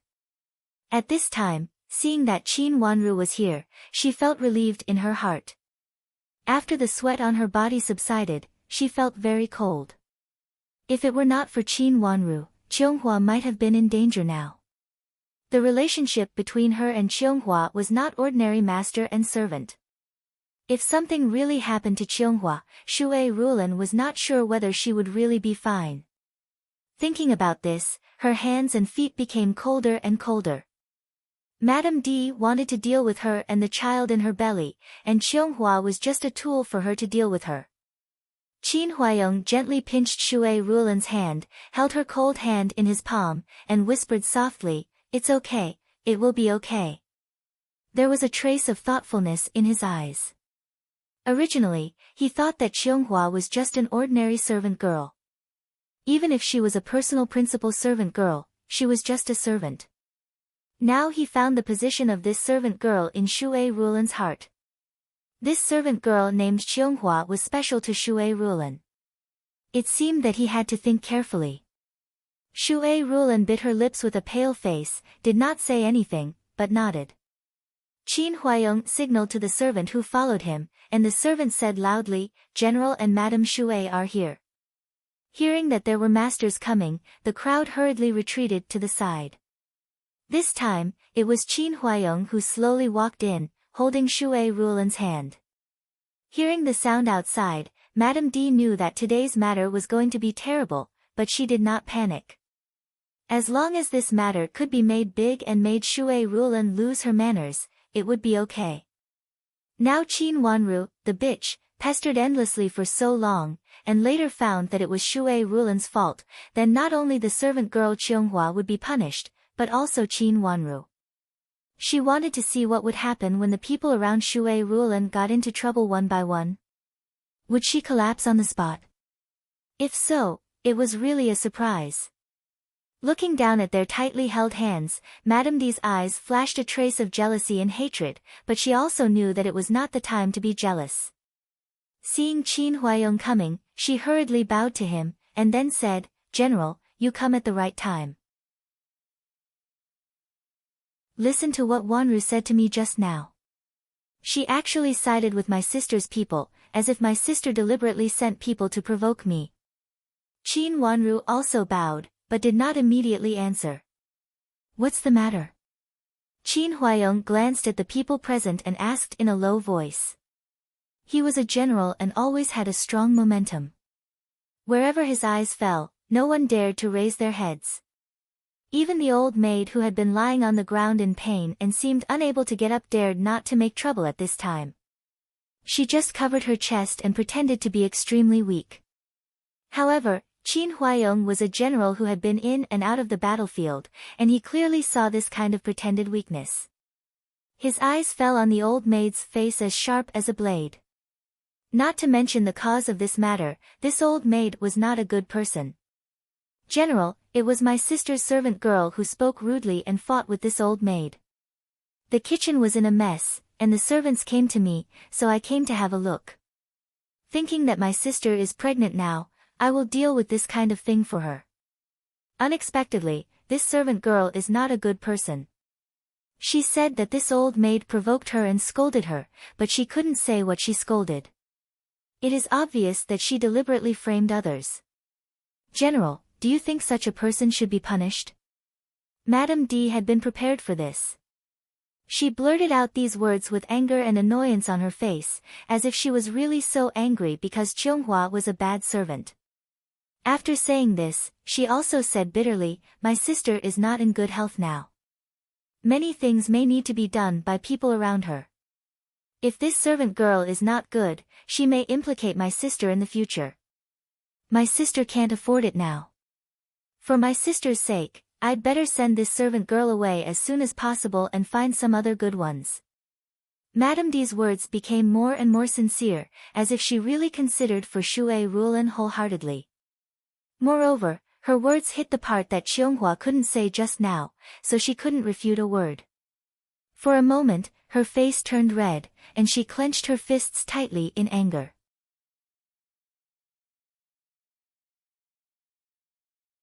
Chapter 161. Madame D's words were watertight, and she was generous and decent. No matter from which aspect, she couldn't find any fault. However, when she was so reasonable, Qin Wanru still went against her. General, look at Wanru. She doesn't know the meaning of filial piety now and she is so willful. This is the capital city, not Jiangzhou in the past. The capital city is full of misses from aristocratic families.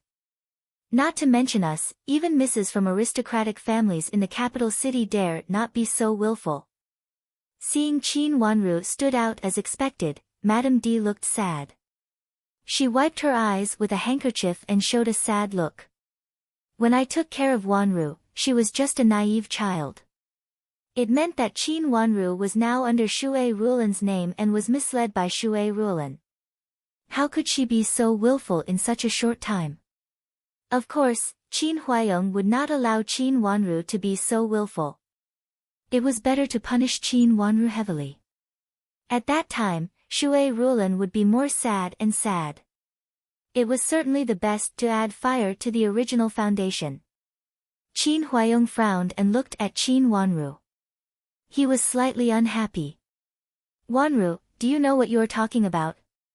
Father, it was really this old maid who deliberately caused trouble.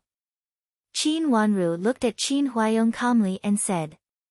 What do you mean? Qin Huayong asked in a low voice. Madame D's eyes showed a complacent look. She could see that Qin Huayong was a little angry. That was the best. She was afraid that Qin Huayong would not be angry. She did not believe that Qin Wanru could explain the matter of Cheonghua. As long as this matter could not be explained, Qin Wanru would be punished no matter what she said. She was just a little girl who knew nothing and dared to get involved in this mess. But it was a surprise. She had thought that Cheonghua was not enough and it would be better to make Shui Rulan suffer. Father, I have evidence that this old maid has bad intentions. Qin Wanru said. What evidence? Qin Huayong asked. Madame D's heart skipped a beat and she subconsciously glanced at Nanny Zhou beside her. When she saw that Nanny Zhou was calm and collected, she breathed a sigh of relief. Madame D was really shocked by this little girl and thought that she really had evidence. What evidence could there be? There was no material evidence. The old maid was so careful, so there must be no witness. Thinking of this, a faint smile appeared on her face, and her eyes seemed to look at Qin Wanru with kindness, as if Qin Wanru was being rude and making trouble. This was very similar to her previous persona. In front of Qin Huayong, she treated Qin Wanru very well, and sometimes even better than Qin Yuru. She was a real motherly person. Qin Yu stood out from behind Qin Wanru. After saluting to Qin Huayong, she pointed at the old maid and said, "General, I have seen this old maid before. She came to the kitchen earlier than me and walked around the bird's nest porridge. I heard from Miss that the bird's nest porridge belonged to Madame Shui, but Madame Shui was reluctant to eat it alone, so she gave half of it to my Mississippi. But now there are so many," Qin Yu said as she pulled Yujie and Qianghua out of the way. In front of them were 4 small stoves, and there were 3 identical bowls of bird's nest porridge on them. From the outside, they looked exactly the same. After being stunned for a moment, Qin Huayong squinted his eyes and turned to Madame D. Madame D's heart skipped a beat, and she hurriedly calmed down, for fear that Qin Huayong could see something from her face. She said, "General, I also asked the kitchen to stew bird's nest porridge for me and Yuru, and I asked the purchasing staff in the mansion to buy it. If you don't believe me, you can ask someone to ask." She specially asked the purchasing staff to buy bird's nest porridge, just in case she was involved in this matter. The cause of this matter was actually the bird's nest porridge. As expected, after hearing this, Qianghua suddenly opened her eyes wide and looked at Madame D in astonishment. Needless to say, she must have thought so just now. "General, is it okay for our madam to stew some bird's nest porridge herself?" Nanny Zhou understood and immediately helped Qin Huayong. She was the wife of a general. What could happen if she stewed bird's nest in her own house? Her question seemed to be suppressed by Shui Rulan, and Madame D was not allowed to stew bird's nest porridge. Qin Huayong frowned more tightly, and his face was a little pale. "Madam, when you returned to Duke Yong's mansion, I heard from my grandmother that Duke Yong's mansion returned a lot of bird's nest as a gift. Why did you still go out to buy bird's nest? Is it better than the one sent by Duke Yong's mansion?" Qin Wanru asked with bright eyes. This question was unexpected by Madame D, and it was difficult to answer. If she said it was better, why did she go out to buy bird's nest? If she said it was not good, it would be a disgrace to Duke Yong's mansion. Of course it is, because the bird's nest in Duke Yong's mansion is very good. Madam has nothing to eat at the moment, so she wants to send some to old grandma and Madame Shui later. Seeing that the situation was not good, Nanny Zhou immediately helped Madame D and explained stiffly. Was Madame D such a person? Qin Huayong's eyes flickered, but he did not say anything. Madam is really kind to people. I thank you on behalf of my grandmother and mother. Qin Wanru smiled slightly, bowed sideways, and then turned to look at the old maid. Nanny Zhou, can you explain why this old maid stayed in the kitchen and did not leave until Qin Yu came back from the kitchen and Qianghua came in? During such a long time, a new old maid did not do anything but did not leave. What was she doing? When Qin Yu came back, I was late for a while and then went to the kitchen. During this period, the time from the kitchen to our yard and back was more than the time. Yujie proved. Tell me what happened. Qin Huayong said coldly. It was unknown whether he was asking the old maid or Nanny Zhou. Nanny Zhou opened her mouth with a little panic. She did not expect that there was such a thing. For a moment, she did not know where to start. Her eyes also fell on the old maid, and she secretly winked at her. The old maid immediately understood. She struggled to sit up with her hands on her chest and said, General, I want to see if the bird's nest is ready. Madam likes to eat the stewed bird's nest. I wanted to leave, but the bird's nest is not ready, so I waited for a while. Then Madame Shui's servant girl came. After saying that, the old maid deliberately coughed a few times in a low and painful voice. She looked very dispirited. It turns out to be because of this. No wonder she has been gone for so long. Nanny Zhou seemed to be suddenly enlightened. She turned to Qin Huayong and said respectfully, General, this old maid is new. I was afraid that she didn't understand, so I specially told her that Madam likes to eat bird's nest porridge, which is very rotten, and asked her not to rush to take it. I just said it casually, but I didn't expect that this old maid was so stubborn and waited here. Looking at the way Nanny Zhou and the old maid echoed each other, and then looking at the trace of complacency in Madame D's eyes, Qin Wanru showed a trace of disgust in her eyes. This old maid was really wily. She could even think of such a reasonable reason at this time. Then why did she secretly put a purse into the kitchen supervisor's purse in front of me? Qin Yu said loudly, pointing at an old maid hiding in the crowd. At that time, I also wondered why there were 2 more bowls of bird's nest porridge, so she secretly put a purse into the supervisor's purse and kept looking at me secretly. It seemed that she put the purse into the supervisor's purse for this reason. Yes, that's it. I also saw her put the purse into the supervisor's purse in front of me. It seemed that she wanted to hide it from me, but in fact, I happened to see it. This time it was the supervisor who put the purse into the supervisor's purse. Qianghua also came to her senses at this time. She pointed at another supervisor hiding in the crowd and said, "At that time, this old maid was also peeping at me, and I happened to see whether Madame's bird's nest porridge was ready." The 2 old stewards who were accused wanted to hide in the crowd, but the crowd had already dispersed to both sides, exposing the 2 of them. "What's the matter?" Qin Huayong's eyes fell on the 2 old maids coldly. The 2 old maids looked at each other and knelt down with a plop sound. "General, she just asked us to take good care of Madame's bird's nest porridge in the future and asked us to do our best." "That purse was also given by Madame." Yes, that's it." She didn't say anything else. The 2 old maids didn't dare to hide and said hurriedly. "She gave the purse in front of Qin Yu or Qianghua twice." What a coincidence. It seems that she was afraid that they couldn't see it. The 2 servant girls didn't know that Madame asked others to buy bird's nest porridge. What the old maid did was easy to make people suspicious. Moreover, she just wanted the kitchen to cook a better bird's nest porridge, but she gave 2 purses. Madame is really rich. Qin Wanru sighed. This is what I mean. I am afraid that the kitchen would neglect Madame. Now the kitchen should focus on Madame Shui's health. Nanny Zhou lowered her head and said. It meant that the people in the kitchen only cared about Shui Rulan and ignored Madame D's affairs. As the legal wife, she had to pay for the people in the kitchen to be more attentive if she wanted to eat the food she liked. These words made Qin Huayong's eyes turn cold. Although he didn't like Madame D, he didn't intend to let the kitchen treat her so harshly.